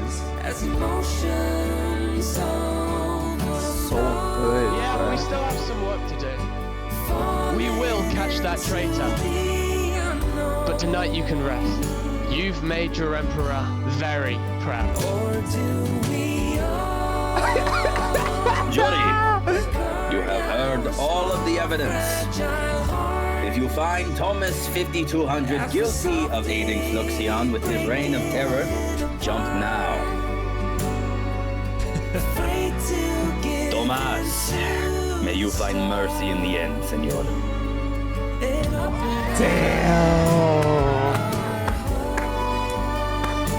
When we first met, I ran away screaming from you because I thought you were gonna blow up my nation and kill all my citizens. But after we talked a little bit for like 5 minutes, I realized you could blow up my nation and kill all my citizens. But that doesn't mean you will. Barbie, do you take Oppenheimer to be your one and only kin? I do. Oppenheimer, same thing. I do. Now, at this time, Barbie and Oppenheimer have requested that instead of rings, they will both exchange something slightly different. If you would please turn your attention to the nuclear bomb that's behind us. 3, 2, 1. Dude. I think it's never coming back down like Bobby Shmurda's hat.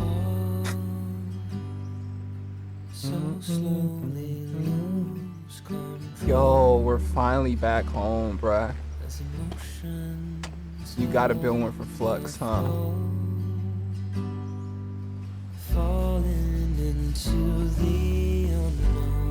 I'm getting goosebumps, bruh.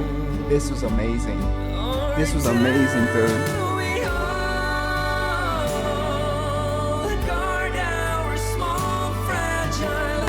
Wow.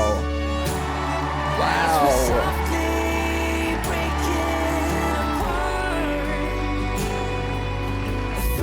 Dude.